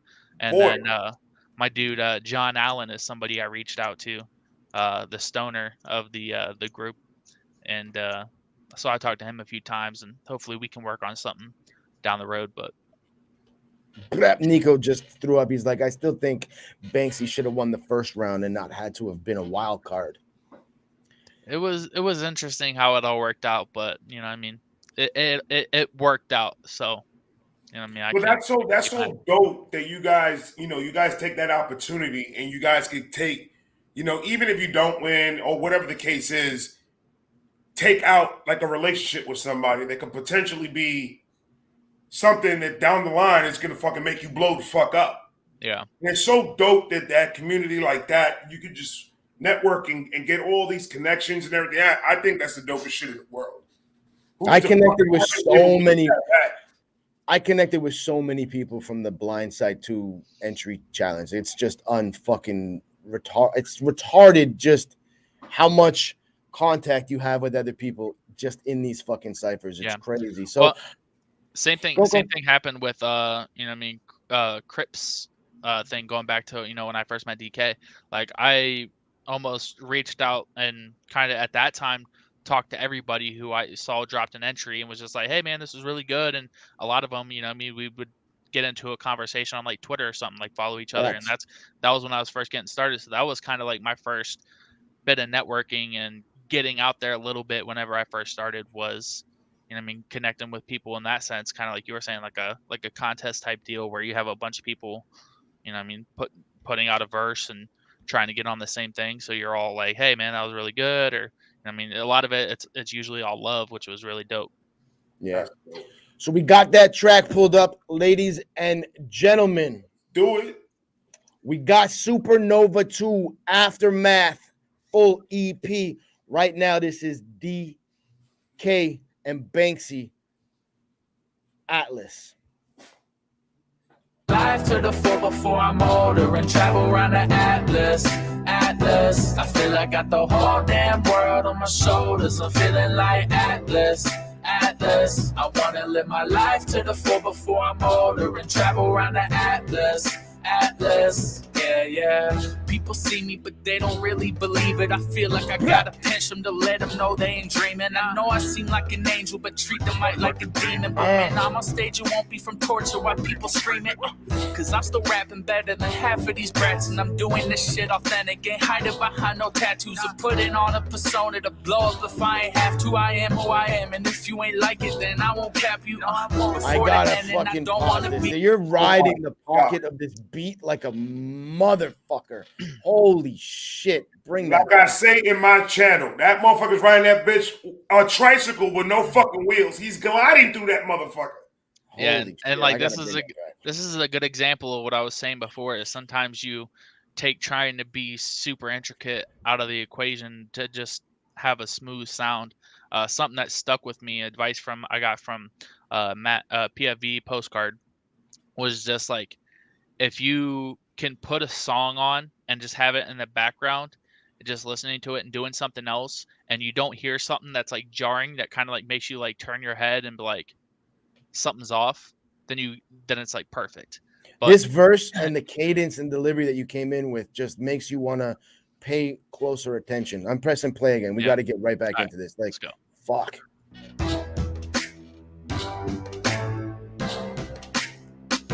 I feel I got the whole damn world on my shoulders. I'm feeling like Atlas.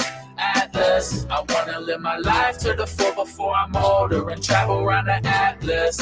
Atlas. I feel I got the whole damn world on my shoulders. I'm feeling like Atlas. Atlas. I wanna live my life to the full before I'm older and travel around the Atlas. Atlas. Yeah. People see me, but they don't really believe it. I feel like I gotta pinch them to let them know they ain't dreaming. I know I seem like an angel, but treat them like a demon. But when I'm on stage, it won't be from torture while people scream it. Cause I'm still rapping better than half of these brats, and I'm doing this shit authentic. Ain't hiding behind no tattoos or putting on a persona to blow up if I ain't have to. I am who I am, and if you ain't like it, then I won't cap you. Before the end, and I don't wanna be regretting how most of my time was spent trying to get over my depression. I wanna look back and see that I lived a life full of blessings. Even though at times the pressure could be a little bit stressful. Like the whole damn world on my shoulders. I'm feeling like Atlas. Atlas. I wanna live my life to the full before I'm older and travel around the Atlas. Atlas. I feel I got the whole damn world on my shoulders. I'm feeling like Atlas. Atlas. I wanna live my life to the full before I'm older and travel around the Atlas. Atlas. Yeah. If you see me in your city, come and say what's up. All my dreams are coming true. I promise I can't make it up. One day I'll be rich as fuck and I'll be done with saving up.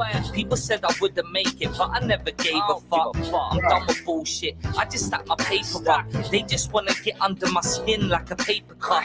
They wanna push me down. They don't want me getting up. They just wanna walk all over me. Don't want me raising up. They want me put to sleep. Fuck it, man, I'm waking up. I'ma grab a mic and make a beat, then I'ma blaze it up.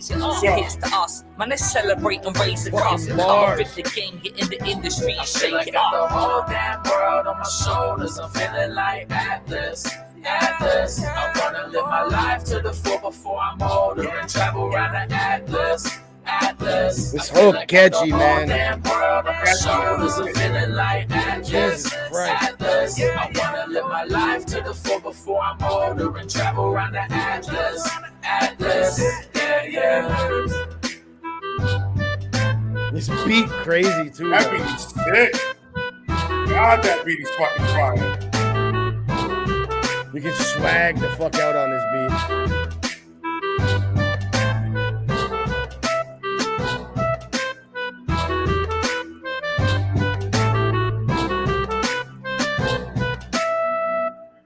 That's the way to end a fucking EP right there. That was Atlas off the Supernova 2 EP Aftermath. That was fucking lit. Just like Big Kahuna said, or not Big Kahuna, just like Rudnock said, like the fucking hook is catchy as fuck. Jesus Christ. I'm gonna be showering later on, and I guarantee I'm gonna be fucking listening to that and singing right along with that motherfucker. All right. So funny story though, with that song is that was actually completely DK's song. That's something he sent to me. Was like, he always talks about doing his own EP and never fucking does. We ended up usually just stealing all the songs that he kind of works on for our EPs or some other shit. But anyway, so I think he touched on that in his interview on the channel Yeah. as well. Though Yeah. I really Yep. do though. Like, yeah. So he made that song. He's had it for a bit, and like ever since I heard it, I was like, I want to be on that fucking song. So I told him that, and he was like, well, I don't know for a while, and then eventually I talked him into it, and he had like a really like he wrote the hook and everything, had it already recorded. He just did it like twice, panned one left, panned one right, kind of very simple, and when I went to mix it, I was like, I was just hearing like the potential of it, and I just feel like it wasn't like it could be more, and so I just kind of took a stab at doing the hook myself, especially because I mean I've been doing a lot of melodic stuff, so it kind of changed the vibe a little bit because I did go more melodic with it than he did. But after I added all that stuff in, and then especially the last hook, like I added in some melodies like in the background and stuff, I was like, it's weird for us because we think of the original version and we're like, it's different, but both kind of agreed, like, I think people are going to like this version better. And Right. So I kind of took the reins on that and stole it from him, but it turned out, I think, really good. And Oh, it definitely it did. came up crazy. yeah. It definitely like, but everything pretty much that you and DK do together, like you can tell you guys are friends off camera, off mic, because the chemistry Chemistry is is the ridiculous. chemistry is there. Like the product speaks for itself, but like you can kind of hear the friendship in the track. Yeah. Like, do you guys even on solo joints? Do you guys like? Does your circle push each other to not one up the next one? Because that's not phrasing it right, but just to like step your game up a little bit more. Like, is there friendly competition within your circle? Well, with DK, there's not really any competition at all, and it makes me mad actually because he goes in with the mindset, I'm just gonna have fun and just do the first thing that comes to my mind, and I'm like, I want to make the best shit ever with you. Like I want you to like write a verse and you like Gang, go in gang. with the mindset like this has to be the best thing you ever done. Like that's how I want to go into it with. But he's like, no, let's just what I mean, just instinctually do it and just have fun with it. If we're not having fun, what's the point of doing it? So especially when me and him are working together, that's more what we go with. So um a lot of the times, I mean, we'll have deep songs and that'll spark, what I mean, some kind of deep thought in that sense. Like maybe the song itself isn't fun, but we aren't forcing stuff. You know what I mean? Like if something Mm-hmm. doesn't sound right or we don't immediately just have like a thought of something to start off and then run with, then we probably just aren't going to do it. So the stuff we do, it's stuff that comes very natural and we can just kind of And knock then you out. guys do your own mixing and mastering, so that makes it a little bit easier as well. Hmm. Because you're not going outside to get the sound that you guys want. Like once you have something tangible, like that's fucking lit. Like I wish I wasn't a retard when it came to computers and I could figure that shit out, but like without having to outsource. That's fucking lit. Yeah. Well, it helps me a lot because my my process, like when I'm recording into a preset that's almost like what my final mix is going to be. So as soon as I record a line or a verse or a couple lines, I have an idea right then and there how it's going to sound finished. And DK doesn't really do that, but after he does his verse, he'll throw like a light mix on it and then send me his vocals. And what I mean, and he knows, what I mean, how I mix his stuff, so he's already got an idea, and it works out really well and usually pretty easily. So Now, And are finish you trying to do this towards a record deal, or are you trying to stay independent? or both. I mean, I don't know. It's I mean, obviously, I'd like to make make it a job, and if I guess if a record deal were to provide that aspect of it, maybe, but I don't know. I don't think I have what a record company is gonna want, and that's okay with me. Like, I'm not flashy. Like, they want something flashy. They want something they can sell. They want something more than the music. They want a personality and a face, and I just feel like I don't bring that, but I think that's okay.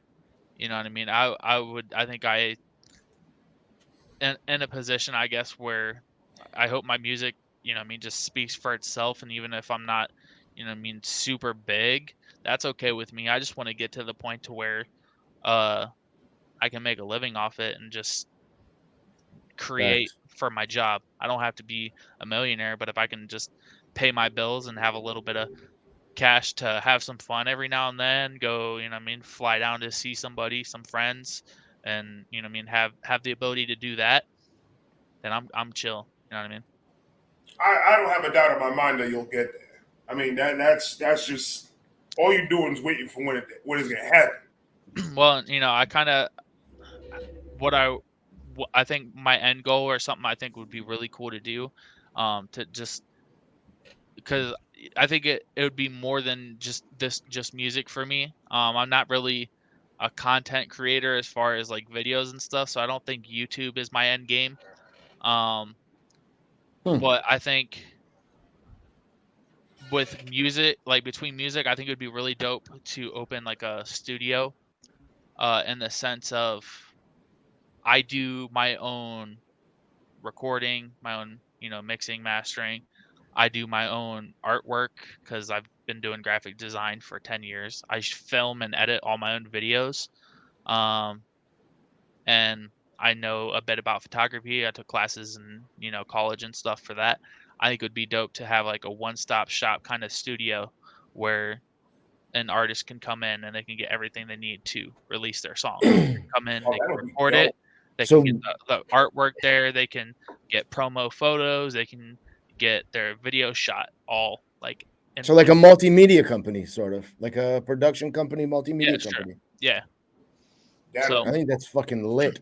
I think you should do that. I think what you're saying is like what you want, what you're leaning towards, and what you will end up doing, more I or just need less.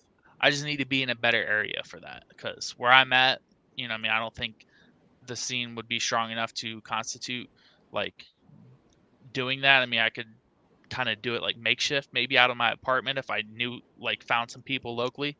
But Yeah, like but the group of people I know down in Florida, though, if I were to like maybe move down there and they were serious about it because they're artists and producers too. There's a couple, you know, a couple in the group that I mean make beats and stuff. So if they for the were to most part, buy you into could that, do yeah, you could do everything. You could do like people could just send you their headshots and that kind of shit. They can just send you their pics. Like you don't necessarily like aside from the recording aspect of it, you can do 90% of what you just said yeah. without having to have them even come into your fucking studio.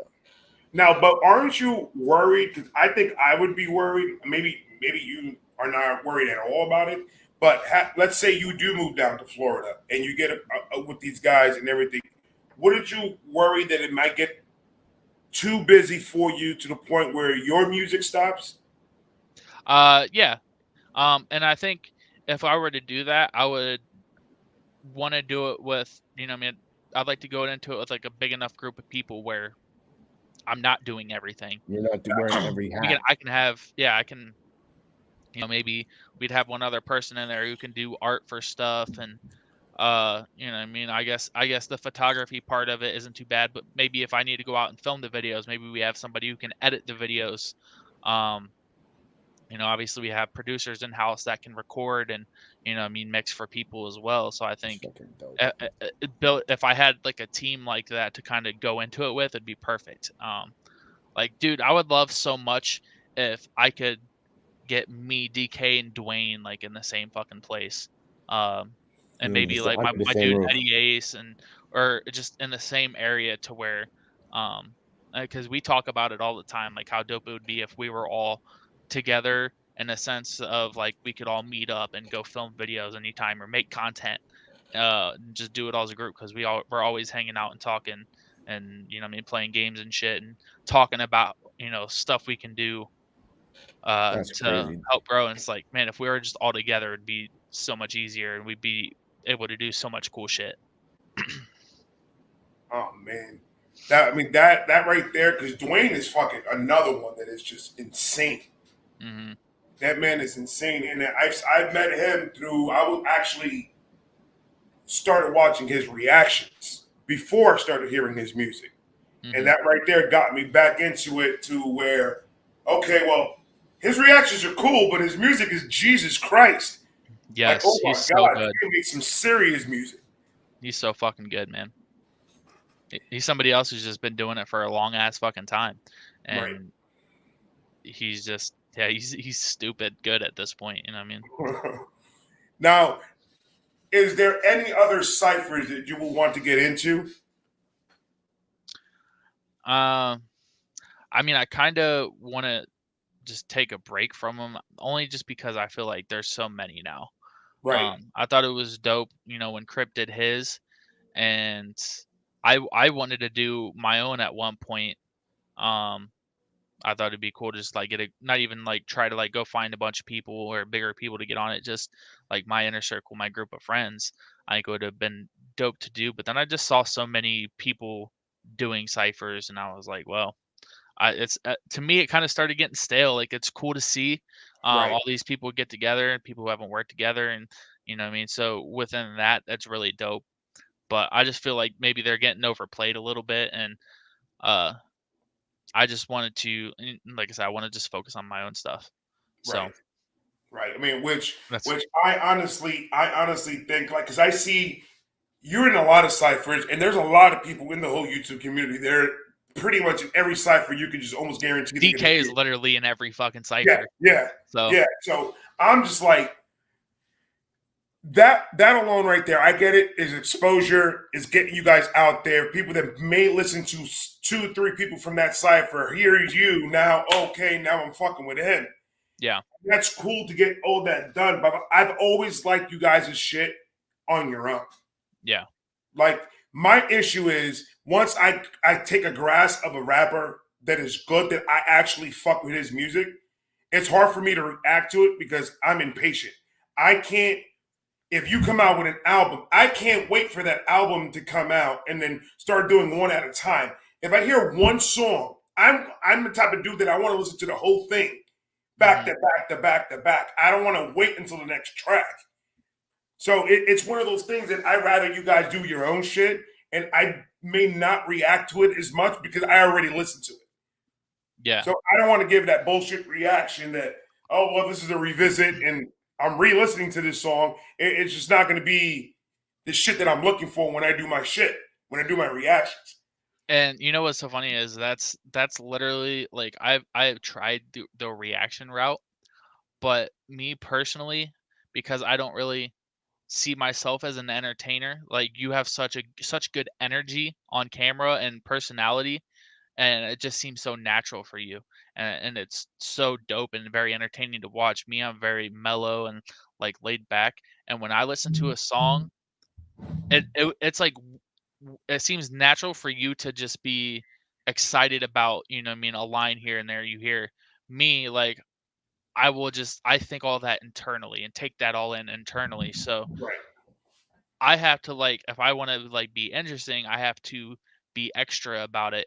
And I feel like that's just work I don't want to do whenever I'm listening to something. So I tried reactions, and it was either it felt ungenuine when I was trying to be excited about something, um, or I was being very natural, and it was just boring because I'm right, just sitting there listening to it. So it just didn't seem like a good fit for me.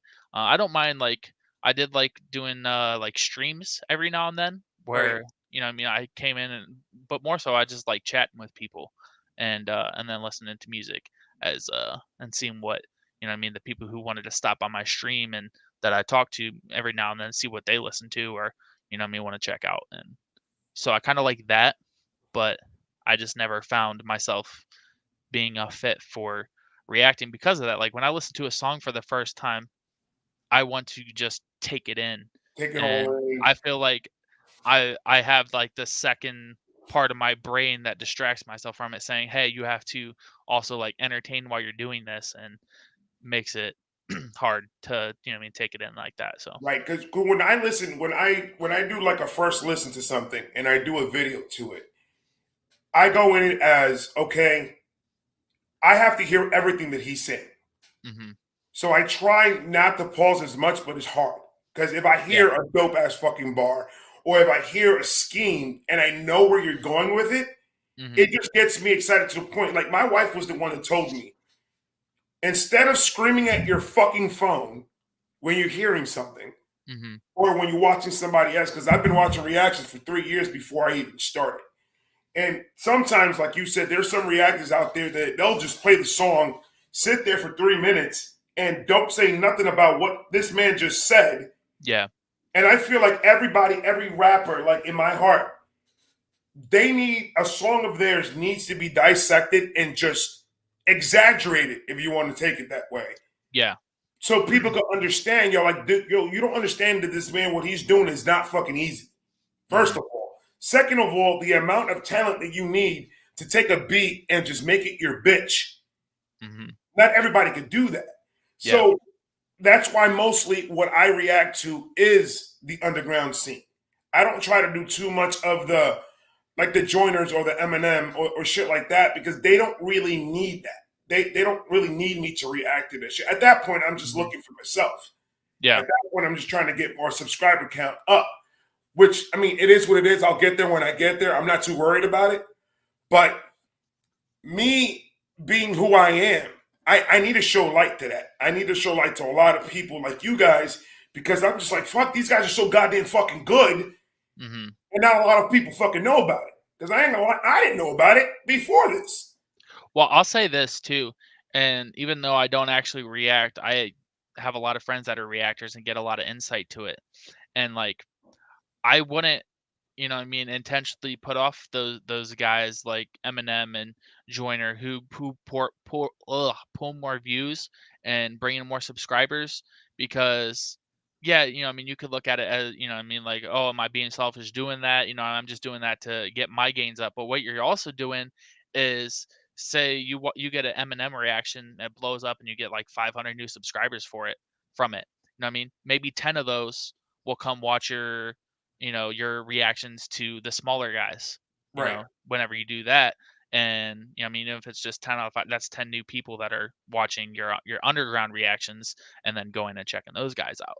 So Right. it's still beneficial. Like, a lot of people, I don't get when some artists are like, oh, why are you reacting to all these big guys? You should be reacting to us and showing us love. We're the ones who interact with you and stuff. And it's like, well, when they're building their platform by reacting to the M&Ms and stuff like that, that only helps you when they do react, when they react to you. So See, what I try to do is, on the routine that I try to do is, I will react, because right now I'm doing a whole Eminem campaign. mm-hmm. So every day I'm trying to do at least 1 or 2 Eminem songs. And what I try to do, knowing that that's going to bring more eyes to it and straight to my channel, I try to do like a Gone, or I try to do a Clip Monster, or I try to do one of yours, or I try to do DK rap artists. So like Something that, next to each other. You already seeing, hey, Eminem's here. My channel is being focused more now, a little bit more. And now, hey, here's everybody else that I just reacted to. Boom, boom, boom, boom, and knock it out. There's a couple of them when I did the Cipher. I think it was, I forgot which Cipher is. I know you were in it. DK was in it. And Dan Bull, I think it was. I'm not fucking sure. But I had comments on that shit of people that literally just saw an Eminem reaction that I just did, that hopped on there and they were like, yo, who the fuck is this guy? Yeah. Or who the fuck is that? And then since I'm still trying to do my thing on the description part of it, to add the links and everybody on there, so like that it'll be easier for people to follow you. Mm-hmm. They asked me about, I think it was you and DK, and then I threw your YouTube channels link to them. Because I was like, yo, who the fuck is this guy? I can't find him nowhere. And then they started, which I love to do, because that's the main reason why I'm trying to do it. Is trying to get these people more involved into the underground, knowing that there's the skills there. The talent is fucking there. It's just, yo, pay attention to these guys a little bit fucking more. Like, because Jesus Christ, when I first heard I didn't do a reaction just before I reacted, but I heard the YouTube Cipher. And that right there blew my fucking mind. I think Screw did a reaction to it, I think it was, or No Life Shack. And that's what brought me into it. And I was just like, yo, who the fuck are all these dudes? And everything. And I just, right there, I fell in love with the whole YouTube scene because I really wasn't. I mean, when I saw reactions, it was if you reacted to Eminem, I'm watching it. If you didn't react to Eminem, I ain't watching shit. So that's pretty much how I was. Right. But that was fucking, it just opened my eyes to like, yo, there's a whole lot more talent out there that I didn't even know about. Yeah. And that's when I started gradually going into, I'm going to do my own fucking thing and see what I can do with this shit. Yeah. Elena G, was it the Halloween Cipher? I'm not sure what it was. My memory fucking sucks. I wasn't on the Halloween Cipher, so No. yeah, it wasn't that. I wasn't on one. I wasn't on a Cipher with Dan Bull. I was on. I mean, but I was on the Blindsight Cipher. Yeah. That was with me and DK. I know the second Blindsight Cipher had Dan Bull on it. So maybe it was that, but yeah, I was never a person to look into any kind of like underground rap, and like when I was listening or first starting to listen and get into it, it was all, you know, I mean, whatever big stuff, you know, what I mean, was being put out there, what they're trying to push to you, and so I was pretty much like listening to that, and then once I got into this like YouTube scene, I feel like it's like the new underground, and it's like you said, it's crazy to see how many legit people, and how much good music is here. Because I'm an old head. Like I like the best music in the world to me is old school hip hop. Yeah. Like KRS-One, LL Cool J, all that. That's like, to me, that's when shit was there. And I talked to a lot of my boys, and they're old heads too. And they're like, oh man, the rap scene right now fucking is garbage. The rap scene right now, because you're looking at, and I tell them all the time, I like, it's just because you guys are looking at the fucking mainstream motherfuckers that are out here not putting shit out. This is the place for that. Definitely. Right. This is like the YouTube. It's like what's left of that. Like, but that's why, you know what I mean? That's kind of why the people on YouTube are there, and they're not big. They're just trying to, you know what I mean, get seen and get somewhere still, is because that's not the type of stuff that labels are going and picking and plucking people, because I mean they rap like that, and that's now, just how do you feel about where the fucking rap scene is at right now? Like in its current state? Like mainstream or mainstream? I mean, I don't hate on it as much as everybody else does. A lot of people just get like real mad at the industry plant stuff. Just, I think, you know what I mean, what's popular evolves, and I mean, there's a lot of there's obviously stuff that pisses me off when there's people that can't rap on beat, right, getting pushed and making millions of dollars, and they can't even stay in tempo with the fucking song. And I'm like, I don't know how that's enjoyable to listen to.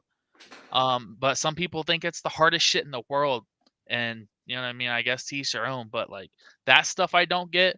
But there's a lot of really good, like, catchy music, and like, I'll listen to it. Maybe like that's not necessarily for me, but at the same time, I can understand it. Like, that's what a lot of people, a lot of consumers are gonna listen to. There's not as many, you know what I mean, like old hip hop heads. Like, it's catering to the new generation that's starting to like that evolved sound, and it is what it is. You know what I mean? It's their cash cow. It's a business at the end of the day, and they're gonna do what's best for it. And I guess it kind of sucks. I mean, there's still some people, Eminem's still out there doing his thing, and anytime he drops something, it fucking, the world stops.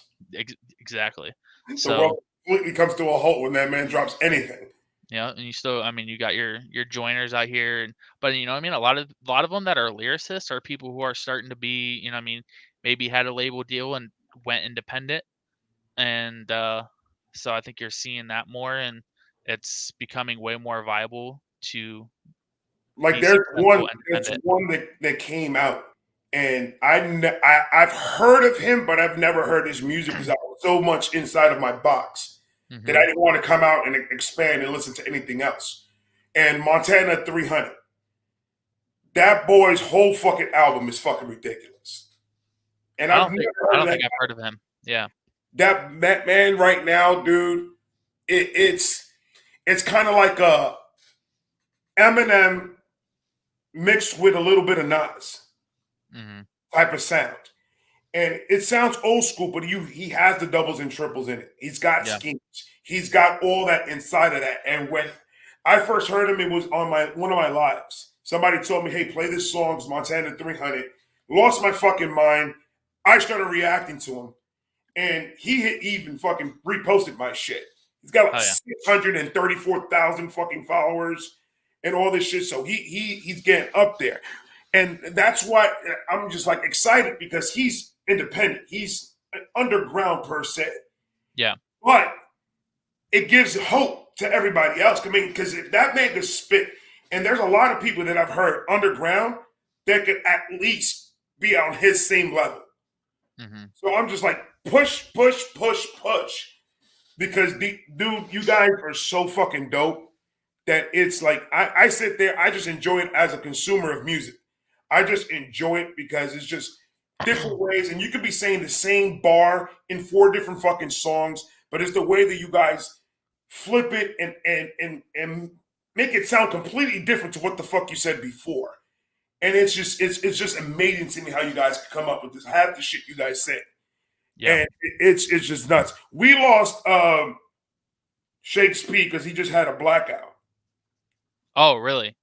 Yeah, so we lost because he's in the Philippines right now, and they get these blackouts that are ridiculous. Oh shit. And, I know. and he's gone right now, and God knows when he's coming back. I got you. But well, we got Larry Belafonte. That facts exactly because he's another one. Larry's in the chat right now. This boy is another one that is just fire with these words, putting these shits together. Like I've tried it numerous amount of fucking times to try to write something, to try to attempt to go on beat, and it's just something that I can't do. Mhm. You either got it or you fucking don't, and I fucking Yeah. don't. But is there any other people? I know your top fives and all that other stuff. Any person that you think and in your heart right now that you haven't mentioned, that you think that you yourself think that you sound really good with, if you could have an opportunity to be on the track with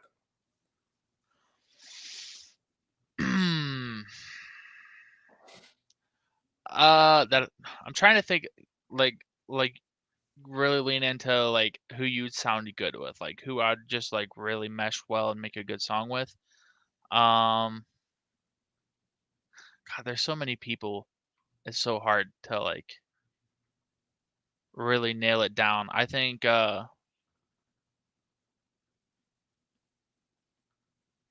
obviously there's like so many dope people I want to work with, but we might not necessarily be like and mesh that, the best. Yeah, like I'd love to like work on a song with like 100 Koofies or something, right? But like we're totally different people. So, I mean, you got to find that middle ground of something you can both talk about and be authentic about. right. Um um so somebody like that, like somebody similar to me, I guess I can't think of any names right now. I think I think I think Crypt would, I know I already said him, Yeah. but I think that's somebody who I think we're two people who are very alike in a lot of ways. And like and just in upbringing and personality and stuff. And I think like I'm we're actually surprised that you guys don't have a track together. he's so busy. No, And I mean I have a lot of respect for that, and like I believe it will happen at some point, right. and when it does I just want it to happen like authentically and uh naturally. I don't want to like push too much to try to make that happen. And then uh And then like what you said earlier, burn a bridge or something yeah, because you're pushing exactly. too much. Yeah, exactly. So Yes, but I think as far as somebody who I would just like, aside unless he likes rapped really fucking fast on it, and then it might not go as smoothly because now I'd be like, well, I don't know what the fuck to do now. Uh, but if kind of found like a middle ground as far as like pace, and found like a good topic to go on about, I think we'd make a very cohesive song together. Now, I've heard a lot of you two rappers, and some people you probably. I think, me personally, I think you would sound super fucking dope with and I'm going off because this guy brought in a good point. What you call it, Nico, Mhm. Echo. Oh, Echo. Oh, You we and said EK, but yeah, Echo would be dope too. you and Echo, I think sound wise would be Mhm. so fucking dope Yeah, on a crazy fucking beat. Y'all forget about it. I can That'll, see that. And I would rap about some like we'll do some. I would like do some superhero shit with them too. 'Cause I oh know you yeah, like rapping about like Marvel and shit. I would love to do that. I can like I can actually write bars on a topic so well.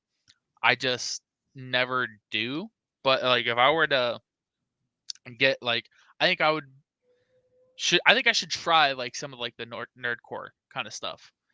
Even though I'm not the only thing is I'm not like into anime, right. which is what a lot of the nerdcore stuff is. But like I could rap about like fucking the Flash and Batman and Marvel shit all fucking day. So I would um, like to hear you do a track and just do a whole Marvel scheme, do your whole verse.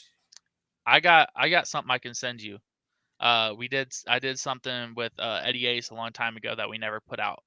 Um, Okay. that has a lot of little like Marvel bars and references in it. So but it's kind of old, so like I'm like still iffy about it. I think you'll still probably like it. It's that's one of those things where like I'm my own worst critic about it, but it's not, I mean, it's not bad. Uh, Oh yeah, I would that's- love to hear that shit. yeah, I'll send it to you after the stream. I think you'll like it. Facts, facts. Now, Big Kahuna's got a question here. I Hmm. can't pull it up because Shakespeare usually is the one that runs the Controlling shit. everything. Yeah.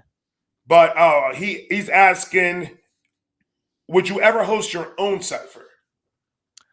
I mean that's kind of where like I was saying earlier, like I was initially going to, um, and then I was just I saw so many other ciphers come out, and it just kind of I It lost started interest in it. spailing out.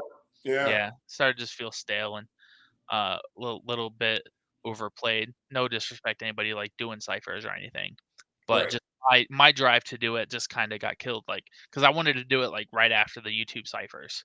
And I was like, "Oh man, it'd be so dope to do it." And I'm gonna be like completely honest. It was more so at that time I wanted to do that because I wanted to like market it to be like, "Hey, we should do this. You should cipher or whatever, and you can do a verse, and I can pitch all these big names to other big names."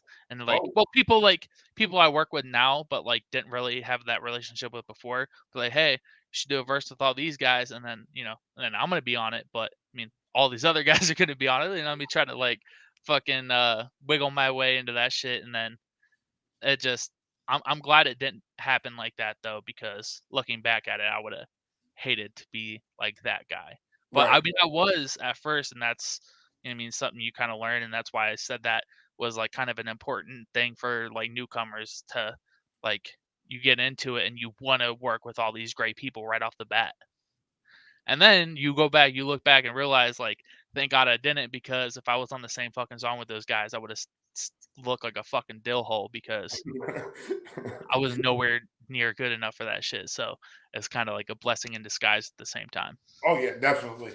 Now, if you, I think it was the last week or sometime. I think it was when you were were actually get in the hospital. Hmm. There was I think it was a cipher. It was like an underground. It's really like it didn't have a lot of fucking views in it, but there was so many fucking people in that cipher, and I kind of understand what you're going towards because it was up to a point where it sounded to me like it was just lazy. It was just like just to get a cipher out there, we're gonna put a bullshit ass beat, and people like you were saying they were not rapping on beat, and Hmm. it wasn't put together very fucking well. And Yeah. it was super, super fucking underground. I don't even think I could fucking find it again. But I kind of understand where you're going with that type of stuff because me and Shakespeare were thinking about it, but we had to put it on hold because there was so fucking much.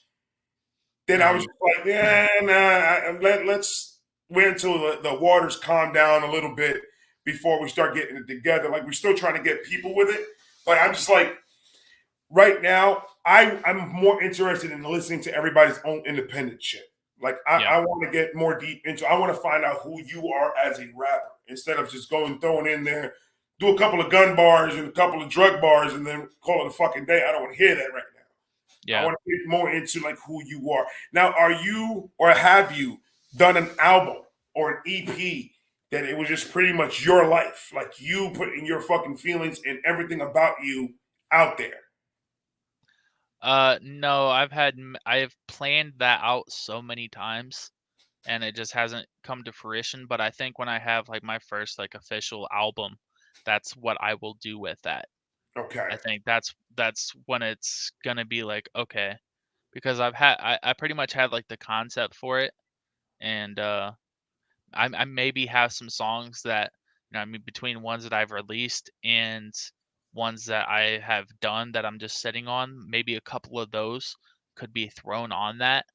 But you know what I mean? I have like a vision for it and even like concepts as far as like the skits I want to do and how I want to approach that. Right. So whenever I do that, and that's why I'm hesitant on doing like an album. Like I want whenever I do an album. I guess technically like me and DK like Supernova was technically an album because it was longer and it was like 8 songs, Right. but we still like to just call that an EP because I feel like I mean the album is a special thing and we Right. want our like first album to be something serious and something that's just like your best piece of work. And So, that's what I love about like when you guys do your own independent shit. Like the features is good, the collabs are dope. I love them mhm, all. I love music, period. But if I could dig into an album, yeah, knowing that you're going or whoever's rapping is going to put their fucking heart on their sleeves and put it all out there, bro. I think that is the best work. The biggest motherfuckers out there right now, their best album is one of those albums that they just take it and this is who I am. This is what I'm giving you. And if you like it, you like it. If you fucking don't, then you kick rocks. yeah, I exactly. always love that type of shit. hmm Yeah, I 100% agree, and that's why it's like when I do it, it's gotta be right. And then I feel like at the same time, like I don't think I can just sit down and make that all at once Right. because uh I'm not like somebody who can just go into album mode and like everything that I'm doing is for that because I just get in those moods where I write songs like Abuse and some of the other like songs that are my favorite songs because they're deep and authentic. You know what I Right. mean? Those don't happen all the time. Like most of the time I just want to put on a beat and write something catchy or whatever and then every now and then I just hit that spot where it's like I got the perfect like hook, the sound and everything just comes together and those are the songs that are like the album songs. I was Yeah. actually gonna ask you, I don't know, do you have control to like play stuff? Nothing. I have No? control of nothing on this. It's I only got shit you. that's got it on there. Well, But that's a shame because I was gonna send you one of those songs like I was just describing. That would oh be shit, an man, I'm that about to that go would be that would be an album song essentially. Um, and it's one that it hasn't come out because I want to do the right kind of video for it. right. And I've just been putting off doing that, or else the song would be out by now because I've had it done for like a couple months, and it's probably like my I think it's one of my best songs. So But what I could do though is if you send it to me, I mhm. could do a reaction for it. Unless you uh don't want it to come out yet, like no, that. yeah, it's not out yet. Yeah, so no, Okay. we wouldn't do that. I could send it to you in private, and you can do like your own personal reaction, I could do that too. It's and only then gonna be me the one screaming when it like this, but when it comes out, it'll have a music video, so you can be like, all right, I heard I can this. revisit it. And yeah, if you want, or I mean, if it does come out, hopefully it'll be shortly followed by an album or some kind of project. So Oh, definitely. See, I was talking to one of my boys. He's underground. He's in New York. He ain't really that big, but he Yeah. came out. I think it was 3 months ago. He came out with pretty much his first album that he's made. That was just him and his boy that owns a studio in Brooklyn, and it was just them two together working on the whole album. That man told me, he's like, look, everything fucking stopped. Everything fucking stopped. He was like, I focused a full year on just doing that album. Yeah. And there was like 14 songs that he put in there, 14 songs and like 3 skits. Yeah. And you know what's crazy is, so that's like 11 songs in a year. You probably had that, you know what I mean? The songs that he did, he probably wrote them and like made them in a day or like 2. But getting in that mindset and that spot, hitting him in, because he probably started making 100 other songs, and then like just through that process, like, no, that's not it. Because that's how it goes for me, is like I'll try to start making a song and it just won't be it, so I'll just like not finish it or like leave that idea. And then, you know what I mean, and then that, so you take that on average, like once a month he gets that song that's like, okay, this is one, you know what I mean? Right. So Because he told me he had a vision for it and everything. And I even offered to fucking go react to the whole fucking thing. I was going to do a live and do a whole EP review or album review of his shit just to get him out. He didn't want me to fucking do it. He was like, no. He's like, that's just for my neighborhood and people, because he's real big where he lives at, but he doesn't want to go out of that. He just wants to stay there, and he's good because he's got a decent fan base and all that. And I was like, bro, because he took that concept that we were just talking about, and he was like, this is just me. This is an album showing you who I am. Yeah. I mean, I heard it privately. I fucking bang it in the car every fucking morning. And it's a dope fucking album. I'm going to see if he allows me, because I don't know if he wants me to start sharing it. But if he does, I'm going to throw it to you so you can hear it just for you. Yeah. And all that. And I mean, this guy's been rapping for like fucking 10 years, but it's so fucking dope that, because I'm a music fucking conscious person, that if you're fucking dope and I fuck with you, bro, I try to expose you as much as possible just because I believe you deserve it and deserve as much eyes on your work as much as possible.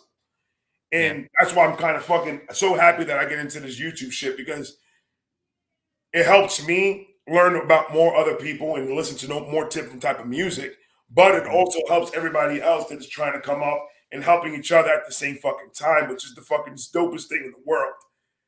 Like I tell Shakespeare all the fucking time, like our fan base, because there's a lot of people that follow me, that follow you, that are all the same. They're the whole community. And these motherfuckers, they're like a fucking record label. Yeah. These people push our shit more than anybody fucking else. Facts. For sure. And it's so fucking dope to be in this type of community and having this type of family that is just, they'll ride and die until the wheels fall off. And it's just so fucking dope. Now, how close are you with your fan base? Do you get into it with your fan bases, and do you treat them, is that like a family to you? Yeah, I mean, I guess I don't really look at it as a fan base. I just look at it as like a bunch of like friends or like acquaintances, or just just people you talk to, because most of them are people I interact with on Twitter all the time, or you know what I mean, it's at least the ones that are consistently going to every one of my videos and like dropping comment. Like I'm usually talking to most of them on a regular in some form, you know what I mean, whether it's, you know what I mean, like Nico, interacting with him on Twitter, or other people's live streams in the chat and stuff. Like I don't really look at it as fans, I guess. I just kind of look at it as like a bunch of people who I interact with and talk to, and they come and support my music, I guess. I don't feel like I'm at the point where I just have a bunch of like faceless fans, you know what I mean? Right. Like I I still mean, feel it's still very intimate, which is dope.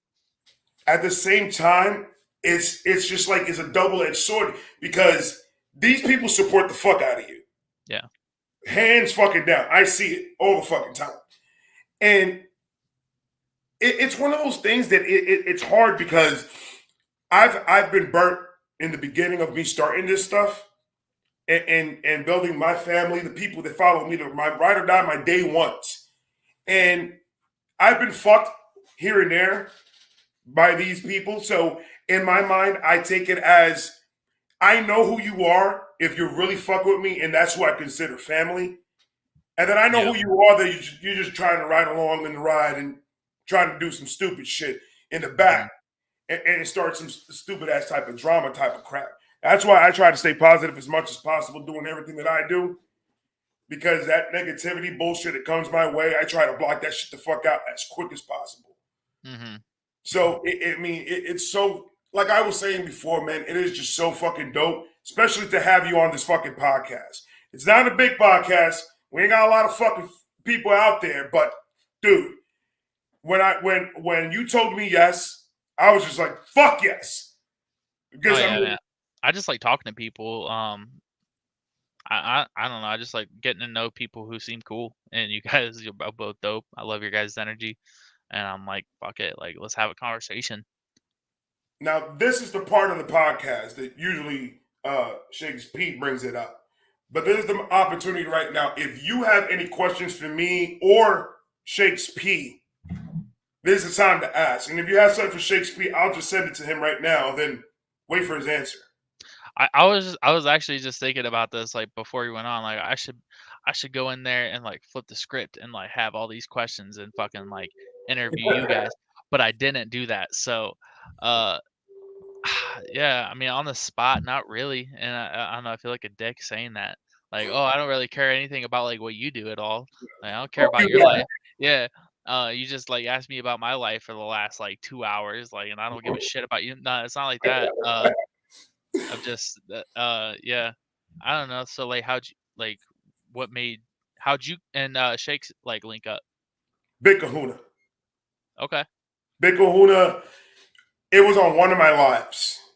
Mm-hmm. Big Kahuna said, hey, yo, dude, and Shakes P was on the live. And he was like, yo, you need to maybe one of these days you guys need to get together and start a podcast. And that's Shakes P right now. I'm gonna see if you guys can see him to see if he could be part of this. Yo, What? can he not pull that up on his phone and like get on back on here through his phone? Can you pull it up on your phone and get back on? I'm jumping into the studio right now. The power literally just came back on right now. It came back on. Hey, let's go. All right, man. Get back. Hurry the fuck up, man. Tell him I got something special for him. Hey, the kids are beside me. Oh, I'm sorry. Uncle Ray Ray didn't say You're that. on timeout. You're on timeout. Uncle Ray Ray didn't say that. Oh, you just got exposed. I'm jumping in right now. I'm jumping back in the studio right now. All right, cool. So he's jumping in so we can play that track. Oh yeah, that's what's up. Well, yeah, Big Kahuna pretty much said, yo, you guys should think about even maybe starting a podcast or something like that. And Yeah. I was thinking about it. I was messing around with it in my brain for a couple of weeks. And then one day I just hit up Shakes P. And I was like, dude, are you serious? Do you really want to do this? And he was like, fuck yeah. So we started getting it together, and he's got all the connections up there in the Philippines. So he's got people that do this type of podcast type of deal. And then getting the artists and getting, our first person was Clip Monster was our first person. So he was all the way in the minute that we contacted him and everything. I was fucking nervous as fuck because I'm just getting used to doing YouTube videos. Like podcasts is just like, I don't know. I don't know if I'm ready for that type of shit. But then, the chemistry was there between me and Shakes P, and we were just like, fuck it, let's run with it. And then that's when we started contacting every fucking body to try to get on it. So, that's pretty much how it started between the both of us. That's a good setup to have, though. You know what I mean? Like, you can be very authentic with it when you just have somebody, you have someone and you just want to talk to them and just kind of get to know them. You know what I mean? That's so, I guess when you have, it's just two people talking, it can be harder, but like, I think the interview kind of aspect of it probably helps it too a lot. Cause you have you have something to talk about. You have a clear subject, and then with that, it can branch off into so many dope, different kind of things that you don't expect, which is cool too. like this year, me and him, I actually been talking about it a lot lately. That still doing the podcast, which is every Saturday, 9:30 Eastern time, 10:30 over there in the Philippines, but also adding more to the podcast. Mm-hmm. Like doing bar breakdowns on people's tracks, or doing, you know, other type of interviews, or doing like live reactions to, let's say, your song and you with us, and we're doing our reactions and we're listening to it, and you're breaking down the bars for us, doing shit like that, just doing a bunch of different stuff. This year, we're really trying to take it to a whole nother level. Yeah. Doing that, and he's got a whole bunch of shit going on in his life, and I want to do certain different things on my channel too that has to do with like one-on-ones with whoever I'm reacting to that night or whatever, or having these guys just jump on my fucking live and just bullshit and just do a whole bunch of different type of stuff to try to get the community more involved into everything that we're doing, and get them, you know, to have a voice. Hey, why don't you guys do this, or why don't you guys do that? Because honestly, half my family that is on this chat right now are the ones that be giving me ideas. Hey, Ray, why don't you go do this? Or, and like Big Kahuna is a big part of it. He's like the fucking manager of all of YouTube because he's the one that brings people involved. Shakespeare's back. Hey, let's go. Put your headphones on. Can you hear me? I can't hear you. I can't hear you. How about now? I can hear you now if you turn on the mic. Hey, there we go. I just had to turn on the fucking mic. Fucking Philippines, man. Everything is amazing here, but the fucking power situation is shitty. Well, I tried my best holding it down. I appreciate you. Good job. Thank you, man. Thank you. And you guys literally like hollered at me right as my phone was about to start ringing, the power came back on, and like moments later, I'm like, what's going on? I'm back. He's back. Yes, he is. Banksy's got a video that he wants us to go ahead and play. I bet. It's so it's not a video, it's just the audio right now. But yeah, it's actually SoundCloud, so hopefully that is all right. Yeah, send me the link. Yep, I'm gonna do that right now. But I was telling him, so we were talking about like an album and everything, and if I was gonna put out, plan on putting out something that's like a, like the story of my life kind of deal. Yeah. And I said that I've had the concept in my head. I know what I want it to be, and I want that to be like my first like official album and everything. Oh, lit. Oh, I'm almost said this right, but I'm like, it's not something I can sit down and just crank out all the songs for it. And I have a couple songs maybe that are out now that would be on it. A couple songs that I have done and haven't released yet that would be part of it. And the song I'm sending you is like one of those tracks. Oh, and it's one of my favorite songs right now. So it's like everybody's essentially getting a sneak peek right now. It's on your SoundCloud, but like, yeah, it's I mean, it's privated on my SoundCloud with the link, but yeah. However, I really don't advertise my SoundCloud a lot, so I probably could just like all these songs, because that's pretty much I'll upload a lot of my stuff, unreleased stuff there, just to have like a platform to easily listen to. Either do that or Google Drive, but it's easier to just kind of upload it to SoundCloud, keep it private, and go, listen to it that way. Hey, you put your SoundCloud link into the chat? Yeah, I think so. My biggest problem as an artist is when I record something and get the master back and it's fucking banging, like I have to release that shit. Like I can't sit on my material. I'm not that cat. Well, my problem with this particular song is I want to release it so bad, but I don't want to release it without a video. And I've been way too lazy about actually getting the video done for it. So that's where I'm at. It's like a stalemate of like, when am I going to get off my fucking ass and record this video? And I have a couple different ideas for what I want to do for it. Right. So it's kind of nailing down how I want to approach that as well. I bet. Because it looks... Yeah, I can hear it like playing in the background a little bit. Yeah, I got it. It's working. Now I'm just gonna share the screen. All right, share screen. So, and this is like one of those songs I said, like, not everything is gonna be just like rapping going forward. Like, you know, I'm gonna have some different sounding stuff, and this is definitely one of those songs. I bet. So I'll let you introduce this track, man. It's on you. It's a song. No planned release date yet. It's called My Way, and it's a slapper. Let's go. I'll handle it my way. I don't need people telling me what I should be thinking in my head. Woo! I know there's a wrong and a right way, but I'm gonna handle it my way. Drink until I can feel my brain. Shit's lit. They're on the edge of their seats. It feels like a stadium packed full of people are watching what happens to me. But that doesn't matter to me. If I were to shatter my knee, I would still try to get up, walk it off, and come back. No one's better than me. When I get mad, I'm elite. I'll go and batter the league, making that shit look like cake, but really it's fake to keep them from laughing at me. I only put on that face so that. See, now you're just like swagging out and capping harder than a motherfucker on this. Fuck yeah.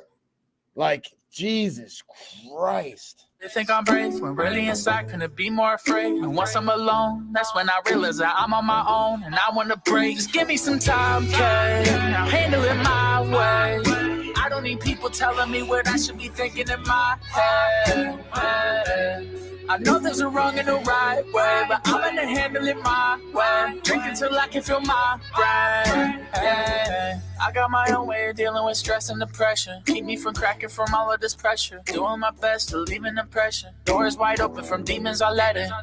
They just been flooding the gates. I feel like my mind is a hell, and it's starting to run out of space. I feel like I'm lower than low, and I got like nowhere to go. All of this work that I put in with nothing to show, burn a hole in my soul. Oh, I wear my heart on my sleeve, but it's like negative 30 degrees. It's getting harder and harder to breathe. Come on, just give me some time, Kay. I'll handle it my way. I don't need people telling me what I should be thinking in my head. I know there's a wrong and a right way, but I'm gonna handle it my way. Drink until I can feel my brain. Just give me some time, Kay. I'll handle it my way. That guitar in the background. I'm saying, I was just thinking that guitar in the background is fucking lit. I had to like really like let it do its thing. So like instead I tried to like keep what I was doing kind of in the background and just let that That's shine. so You know? sick. Just give me some time, Kay. I'll handle it my way. My way, my way. Whoa, whoa, whoa. Yeah. Just give me some time, Kay. I'll handle it my way. I don't need people telling me what I should be thinking in my head. I know there's a wrong and a right way, but I'm gonna handle it my way. Drink until I can feel my breath. Just give me some time, Kay. I'll handle it my way. I don't need people telling me what I should be thinking in my head. I know there's a wrong and a right way, but I'm gonna handle it my way. Drink until I can feel my brain. Boy, Ladies and gentlemen, Jesus BANXY, My Way. That's fucking lit. BANXY, you want me to post this link in the chat? No. Or hold off on that? Yeah, we're gonna hold off on it. But yeah, like I said, I want to wait till I get a proper video and can drop that shit. That shit slaps. I mean, that's something I want to be able to like kind of get a little budget together and be able to just promote properly too, and just do everything I can to get it out there. Right there, definitely. That was lit like a motherfucker. Come on, throw some fires in, some flames in the chat, y'all. Come on, y'all know you were digging it as much as we were. Jesus Christ, it's definitely one I'm super excited for. Yeah, like that beat. Can I like was that guitar actual dude playing the guitar? Was that sample already on the beat? Come on, break that down for us. That beat, it was a beat I found, and Elena G, thank you so much for popping by. Sorry, BANXY. No, that's fine. It's just the beat is how it was. And I just kind of roll with it. Actually, another artist, do you guys know NK47? I think is his name. Another artist somewhat in the scene, I think. Okay. He dropped the song on that same beat, which I was like, damn, like somebody else used it. And that was actually around the time I was thinking about dropping it. So that was another thing that made me like, all right, well, I'll hold off on it for now. But I'm just gonna drop something harder now. Like, yeah. No, but he used that beat. So obviously, like the beat is in itself is really fucking good. So all I had to do was not fuck it up, and I'm pretty confident saying I don't think I fucked it up. Oh So, no, you did not. you beat the shit up out of that beat. yeah, you know what I mean. But I yeah. typed in in the comments. This shit slaps so fucking hard. It's so fucking dope. Have you been to the Rock and Roll Hall of Fame? Yeah, I have. How far is that shit from you? Like an hour, 45 minutes, something like So that. pretty close. That's dope. Yeah. Like that's dope. Have you seen any concerts or anything like that there? Not there, no.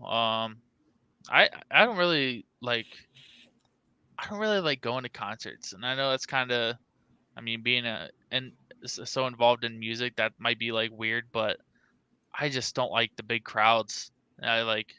It's too much. I'm a very like, I don't like big gatherings. You know what I mean? It just gives me a lot of anxiety being around so many people, and a lot of times it's people who are like, drunk or fucked up and going crazy and like are really loud, and this is a lot for me. I mean, I grew up around bars and drunk, incoherent people being fucking ridiculous all the time, and it just turned me off on that at a young age, and I just I don't like being around that.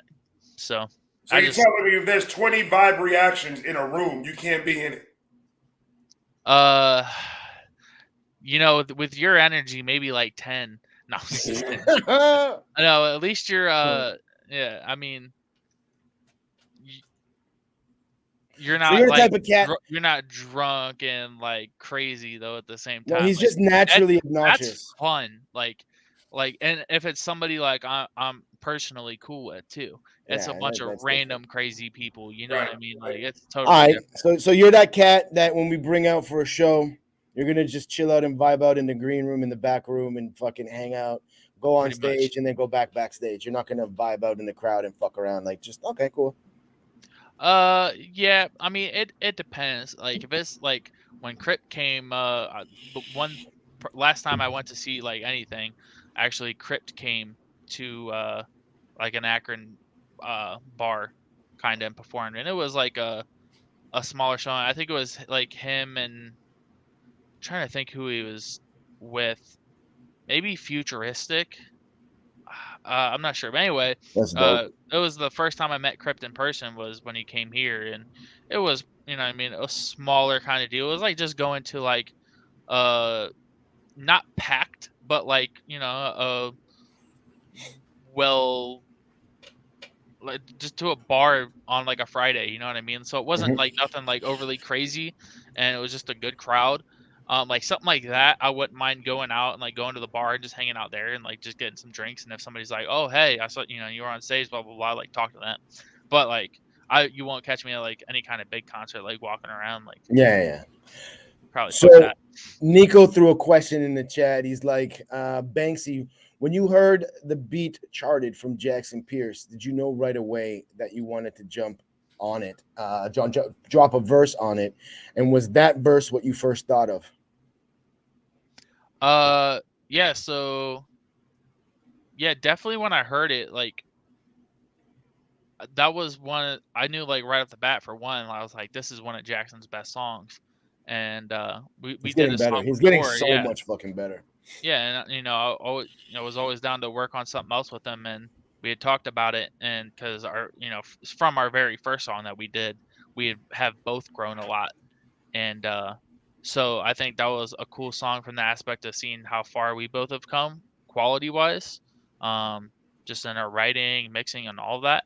And then also, just hearing, when I got it, he had Duran's verse on it too.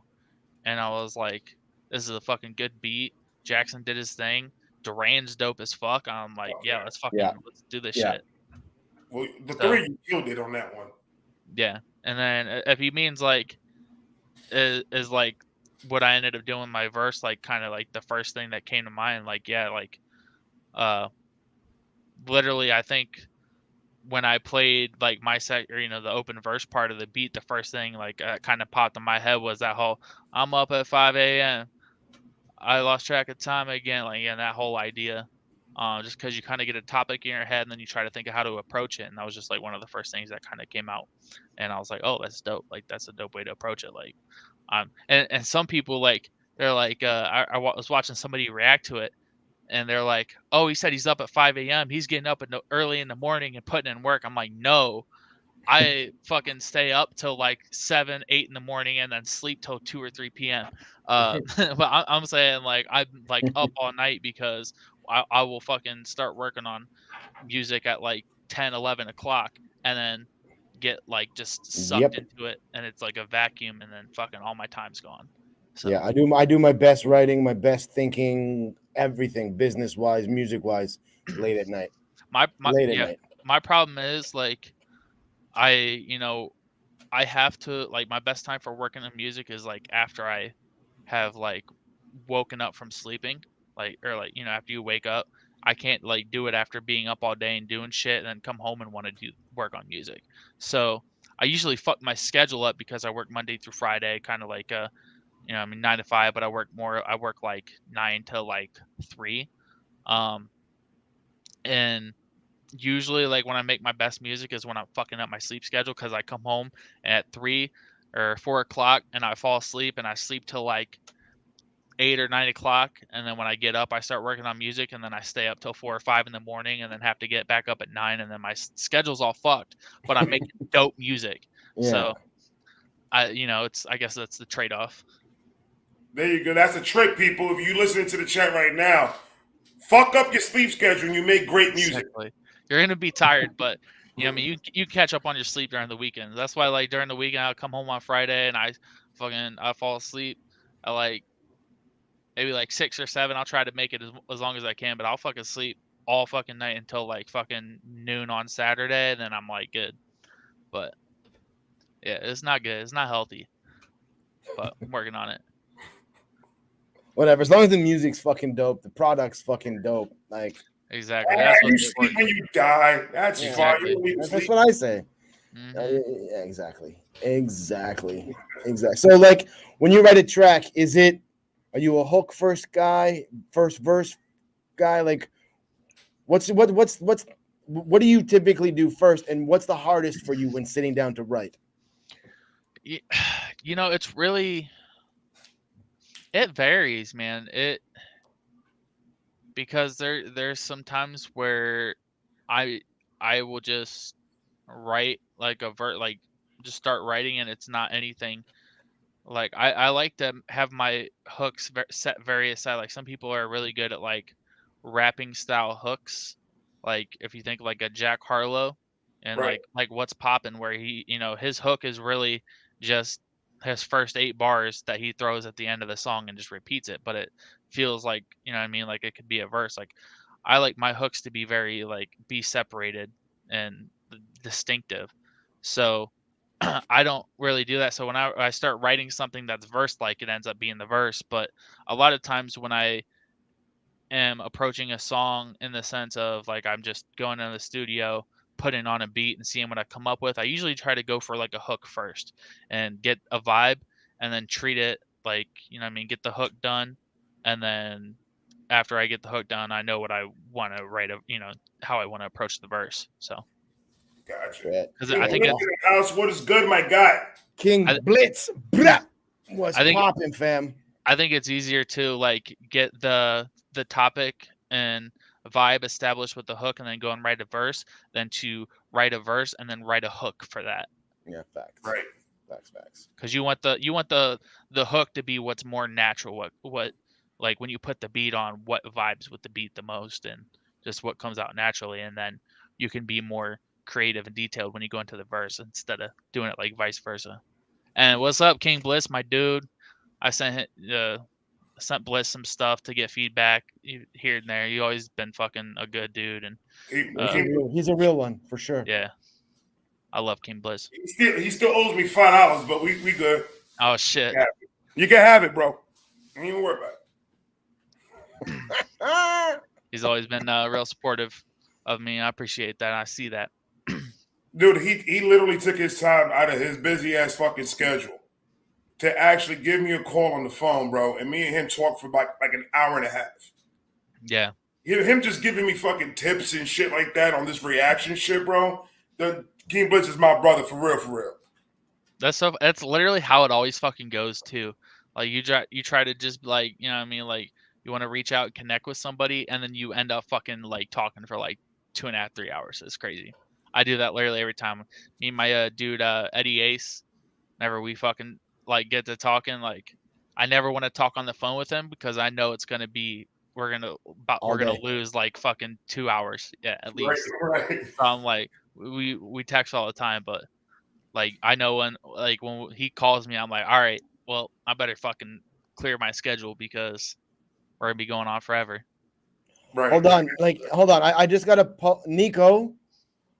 Where were you during this interview? Because we He literally was charging his lightsaber. That's what he was doing. we fucking played this song in the beginning of this fucking interview. Where have you been, Nico? You're going on timeout for that shit, man. He was eating pizza rolls and playing with his lightsaber. That's what he was doing. No, Nico's too busy going back and forth from everybody's fucking live streams that he probably missed it. Like Nico supports fucking everybody. At times he's in 5 lives at once. So like it's all love to Nico. But yeah, Nico, we played this shit like 2 hours ago. Yeah, we did. Fire fucking song. That's funny. Nico over here slacking. No, I put him on a 5-minute timeout. It's all good. He'll be back in 5 minutes. 5-minute timeout. I'm totally just fucking kidding though. Yeah. That's hilarious. What was your favorite cipher to work on?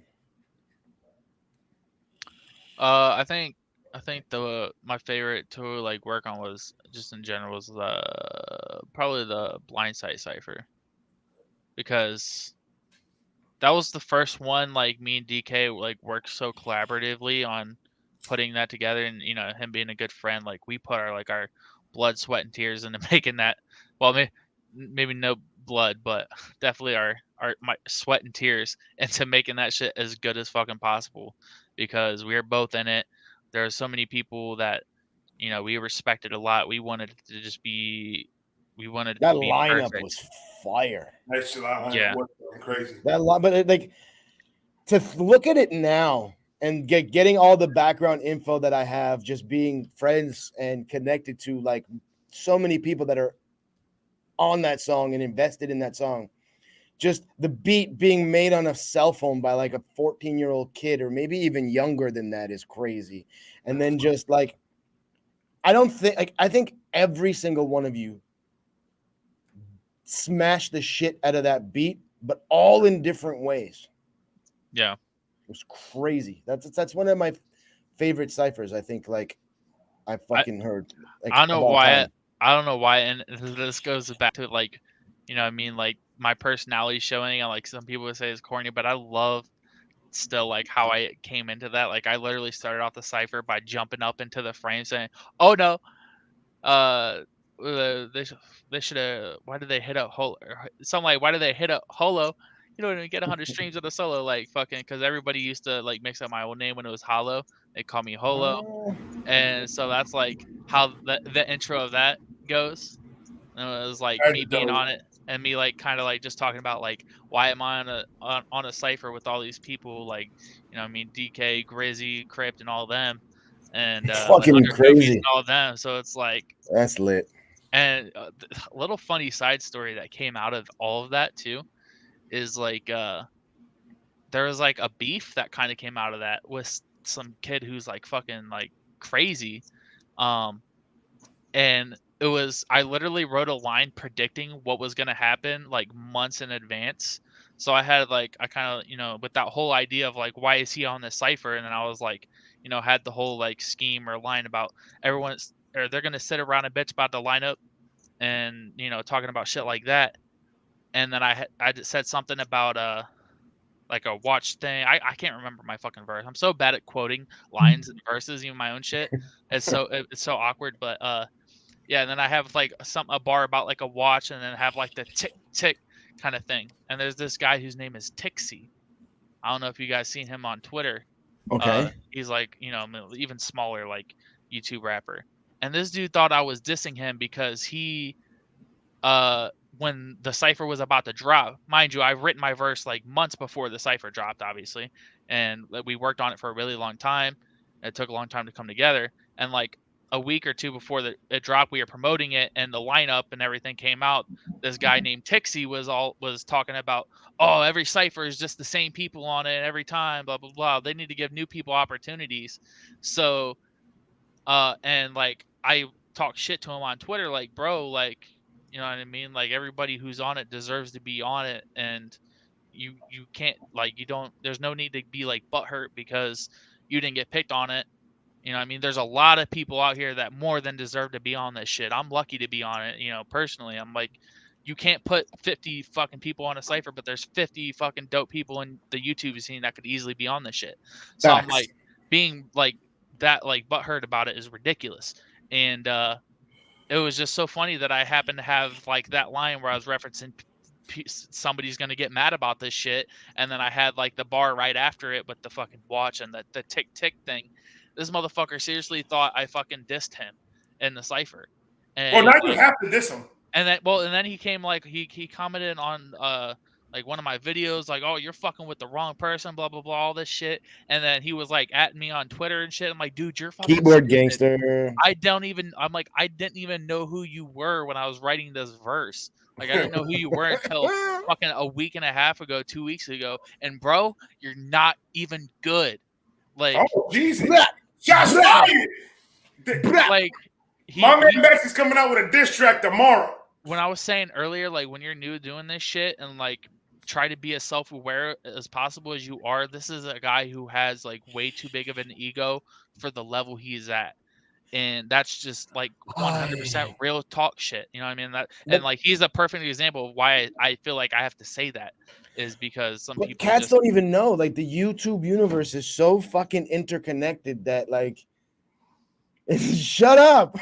Yeah, like, like shut up.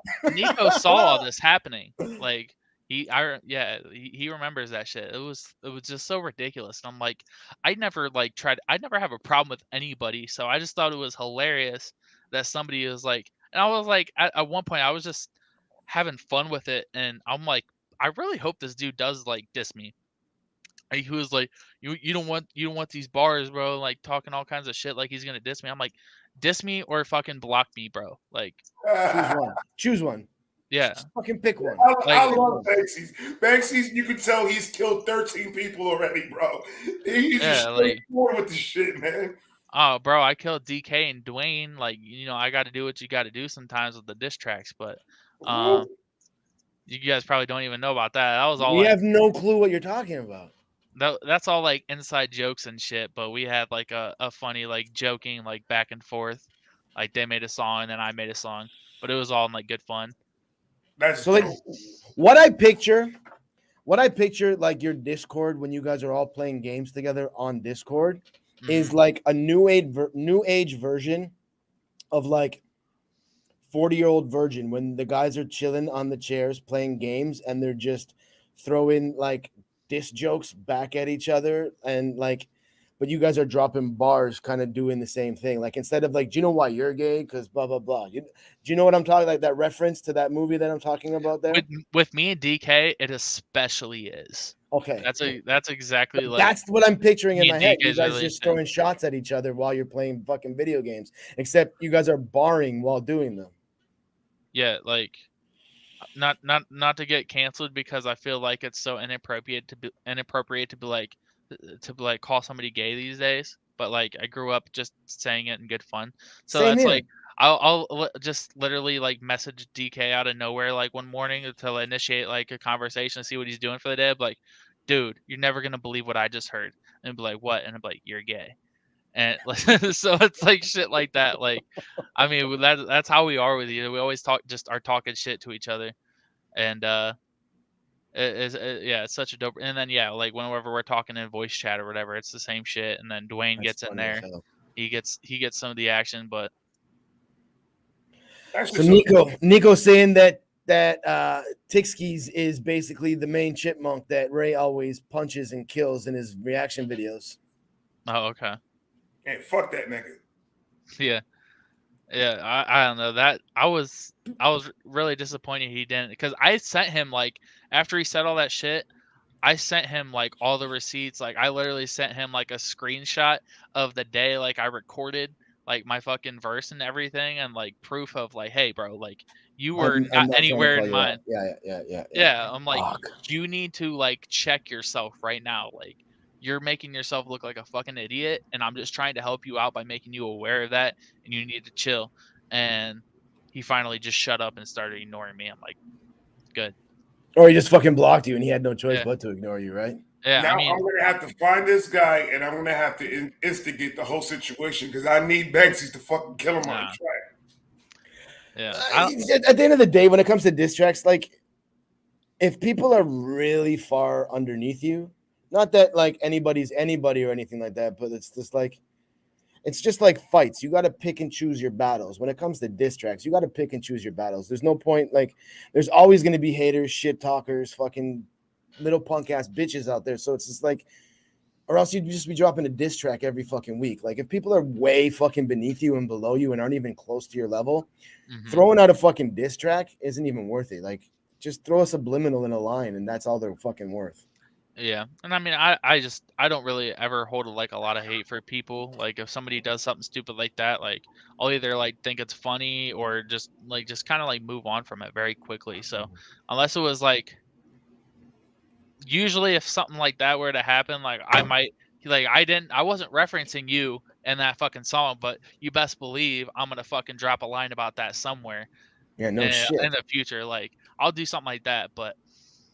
No, I think the whole beef thing in general is just like really cringe. Like, I guess I don't know. I just thought it was so stupid when like Gone was like talking a bunch. Like, I love Gone, but like I just thought how hard he was going at that shit with like 6 seconds at that time, and it was Right. going on, and Screw. I just thought that was like so unnecessary to like fuel that fire. You know what I mean? Like, and it didn't end up well for him in the end, which kind of sucked. I mean, I thought his shit was really good.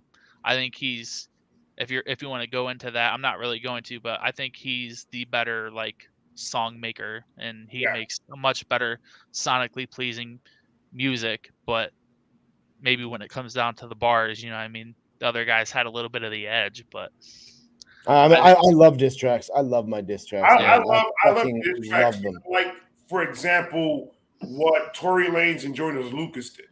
yeah, They did two apiece, and then they ended up doing a track together. I like them in the sense where when they're like based on some real life shit. Right. Like, but like when it comes to this fucking YouTube scene, it comes down to somebody said they don't like you, and You get butthurt. or something like that. Exactly, and then it just looks stupid because you don't know this person, you never met this person or came across this person or had any like serious interaction with them. Like when MGK and Eminem were getting into their stuff, I mean, I like that, and I mean, maybe they didn't necessarily like interact with each other, but I mean, there was some like real shit going on there with fucking, you know, MGK talking about his daughter, and you know what I mean? Like, they have that label shit or conspiracies and shit like that. So there was some like real My substance to revisit what to that this is coming soon. I Yeah. am doing both Rap Devil and Killshot. I'll tell you what, I feel like that whole beef made a lot of YouTube careers. Did that? You know, like, it's just the amount of people, like, if you were reacting back then and you were like, If you dissected M's fucking track, you got fucking because you guys 20, weren't 30, doing reactions 40,000 back then, subs. were you?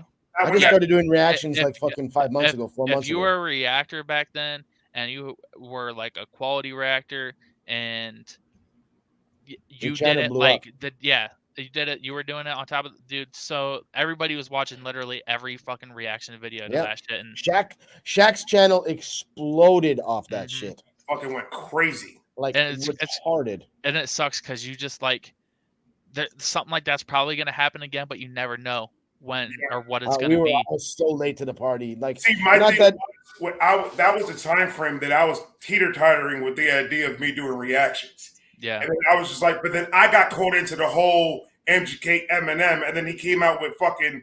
Well, he came out with Kamikaze. Then it came MGK and Eminem, and then all that. And I was just so deep into it already that I was like, I'm not gonna do it. I need to focus on what the fuck's going on here. Yeah, but Yeah. like you can make a fucking 1 hour fucking reaction of just dissecting and breaking down M's track. That's Yeah. what's Just coming.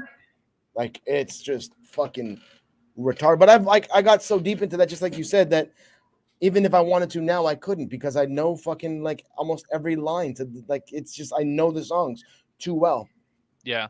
And you know what I kind of like in that too. If you look at that kind of like you look at Luke Gone in like 6 seconds.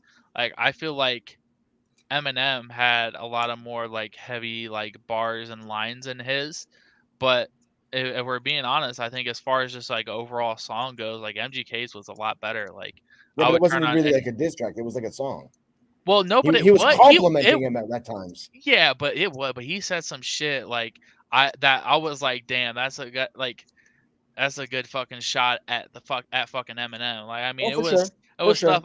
I mean, it's the only stuff that you can pull from and hate on him for. Not really hate on him, but I mean, how much shit can you he found like every little thing he could say about Eminem to pretty talk much. shit to him. You know what Yeah. I mean? But my thing is, He's getting old and fucking you know, he's a fucking rap nerd, and I mean like it's kind of sucks because there's like not much else you can fucking say about the dude. But you know, I mean, you gotta talk shit somehow. So you're gonna, you know, what I mean, you're gonna. Facts. I honestly think that out of what MGK did, I definitely give it a fucking B plus because Yeah. I wasn't expecting MGK to come out like that. Yeah, I mean, the knees weak, or the Slim Shady can't, or you know, Slim Shady can't stand up, like shit like that. Like Yeah. he had a lot of good like Shady can't stand references up. and shit in there, and it turned him into bars like talking shit, and I was like, damn, bro, like you shouldn't have done that. But Right. like, you know what? It fucking and everybody was like, oh, you know, Eminem's killing his career. Like, nah, like he just fucking took it to the next level. To be honest, everybody knew who MGK was after that shit.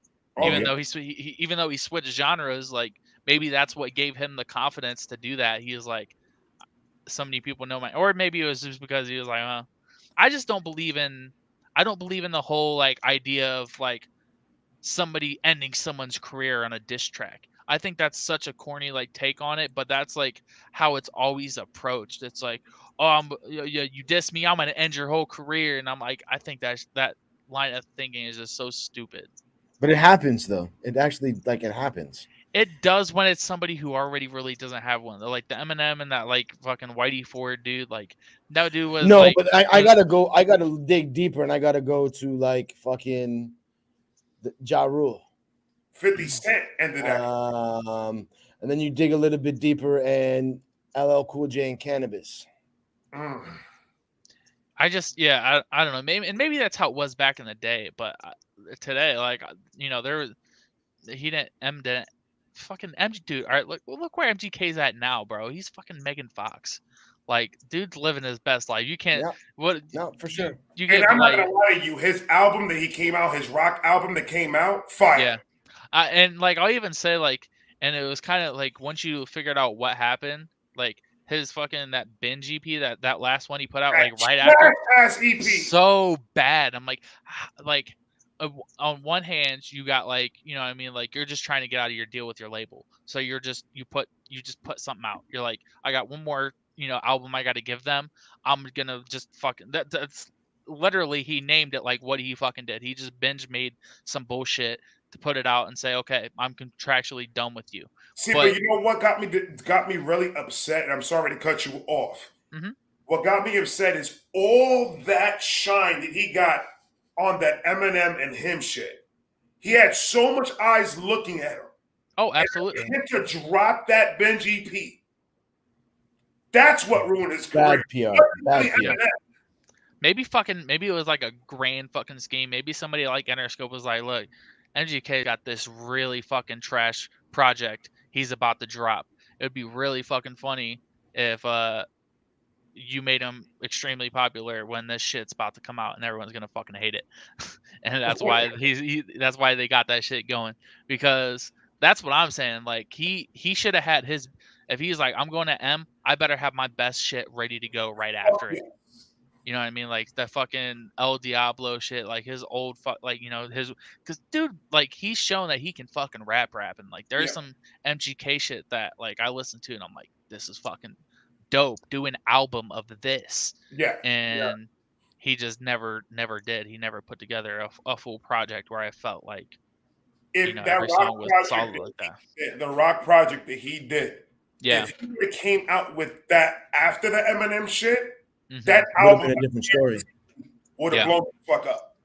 And like his rock shit is good. Like, I mean, I know some people hate on it, like some of the people that were, you know what I mean, are like natives to that genre, and then see him coming over and doing it, kind of don't like it. But I mean, from what I can tell, as somebody who's, you know, just an objective like fan who doesn't really know much about like that like pop punk kind of stuff, like sounds fucking good to me. Like I don't have any. I'm not gonna go listen to it. It's not my like general style of music, but you know what I mean, when I hear it, I don't hear anything wrong with it. So like fucking. Well, like the BANXY EP, like you listen to it and you hear fucking shit wrong with it. You're like, nah, bro. Like, what is this? See, when it came out, I'm a fucking stan. So I immediately did not like MGK when he came out of Eminem. Yeah, I thought his diss track was dope. It was okay. It was better than a lot of other motherfuckers that went out and. And my wife was the one that told me, yo, MGK came out with this rap album. You need to listen to it. I'm not listening to that motherfucker at all. Yeah. And then she let me hear. I said, you know what? I'm going to give it the benefit of the doubt. I'm listening to one track. I ended up listening to the whole entire goddamn fucking album. I was like, yeah. I like, because it was like a Blink 182 type of vibe. And I fuck with them a lot. And Linkin Park, it was kind of a mixture of all that. And when I listened to the whole thing, I was like, yo, fuck rapping. He needs to do this from now on. Because I really fucked with it. Yeah, I mean, he found his lane for sure. I mean, you can start to see that too. Like early on, you know, he started playing like guitar and messing around with guitar and shit, you know, a while back. And it seemed like it developed, and he kind of had like that whole other style he aspired to do, and he's finally doing it. And you know, like good for him. Like he's finding success doing it. And like you said, he's fucking Megan Fox. So I mean, you can't really hate on the motherfucker.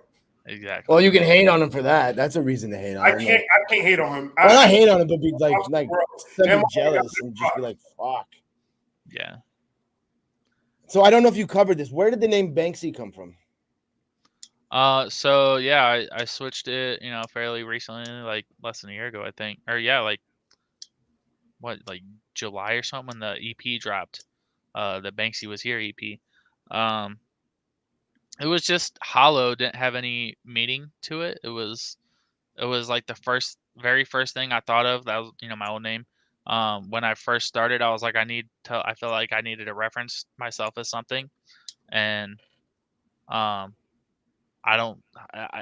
hate it looking back at it now, but I was like, it was holographic initially, and then I like shortened it to hollow because I thought that was stupid, and then after a while I thought hollow was stupid, and I was like, but I need to find something that I think has more meaning to it and something I like the sound of. So I just took my time on it and eventually landed on came up with BANXY just because I, for one, and like am really into like art, like I'm a graphic artist and stuff, and going through school and learning about like taking like art classes and stuff like that. You learn about different artists, and one of them was BANXY, the like you learned about English BANXY artist. in school.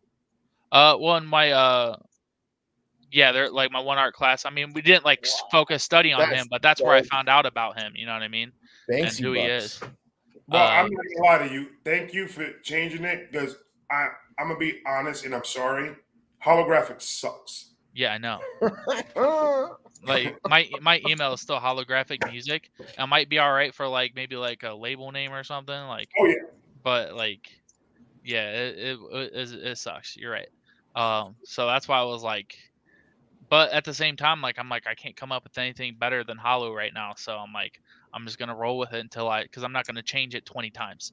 right. Yeah. So I'm like I need to land on that end game name. So yeah, so I really fuck with BANXY because he's very unique as far as how he, you know, he's an artist, but he's like a street artist who Banksy's dope as fuck. He doesn't do it for he doesn't do the shit he does for like the credit. Like nobody knows his identity, which is like a very intriguing thing, and he's always sending, his art is always sending like political messages, which maybe I don't necessarily want to be like political in my shit, but speak up and just be authentic. Right. It was kind of like a big theme, and I just felt like there was a lot of themes parallel to how he approaches his art that I want to, approach my music in similar ways. And so I was just kind of looking for some things to find some meaning, and also something that just I like the sound of. Right. And I always thought the name, for sure. I always thought Banksy was a cool name, like for the fucking artist. And It really is though. so I was thinking about the different ways I could spell it, and I was like, oh, BANXY. I think that looks cool. It sounds dope, and I can, draw some connections and have some meaning behind it at the same time. So that's kind of where I decided. I came up with the name, and then I sat on it for like a month, going back and forth and just making sure like it was right. Hopefully one day Banksy can make your album art. That was dope, actually. And if you look at it, like my Banksy Was Here EP, like the album art is like in the style of his art. Like it's like a like graffiti on the wall kind of thing, just black and white. And I was able to actually make that in like Photoshop and shit, and it turned out really dope. So that's dope. That's awesome. Well, ladies and gentlemen, we hit the 3-hour mark. Bruh. Shit. The chill session. That flew by. It has been an absolute fucking pleasure to have this conversation with you, my brother. Facts. That's fantastic. This is your home now. You are welcome whenever you want to come through. Just hit us up. This is your home. Hell yeah. Just don't eat my pizza rolls, and we good. We gotta get like me and DK on here at some point. Maybe if we. I think that's a fucking dope fucking that would idea. Be awesome. That would like that. Online spades. You'll be the first dynamic duo we have on the fucking on the show together. Yeah, that'd be sick. That'll be dope. We'll work it out. Out. Everybody in the chat, thank you so much for joining us, man. We love you guys. BANXY's once again, my brother. I appreciate you so much. Thank you for your music. Thank you for who you are. You're always welcome back here whenever the fuck you want. Oh yeah, appreciate you guys having me on, man. That was fun. Everybody, love you guys. We will talk to you guys later. Peace. Yep. See ya. Peace out, people.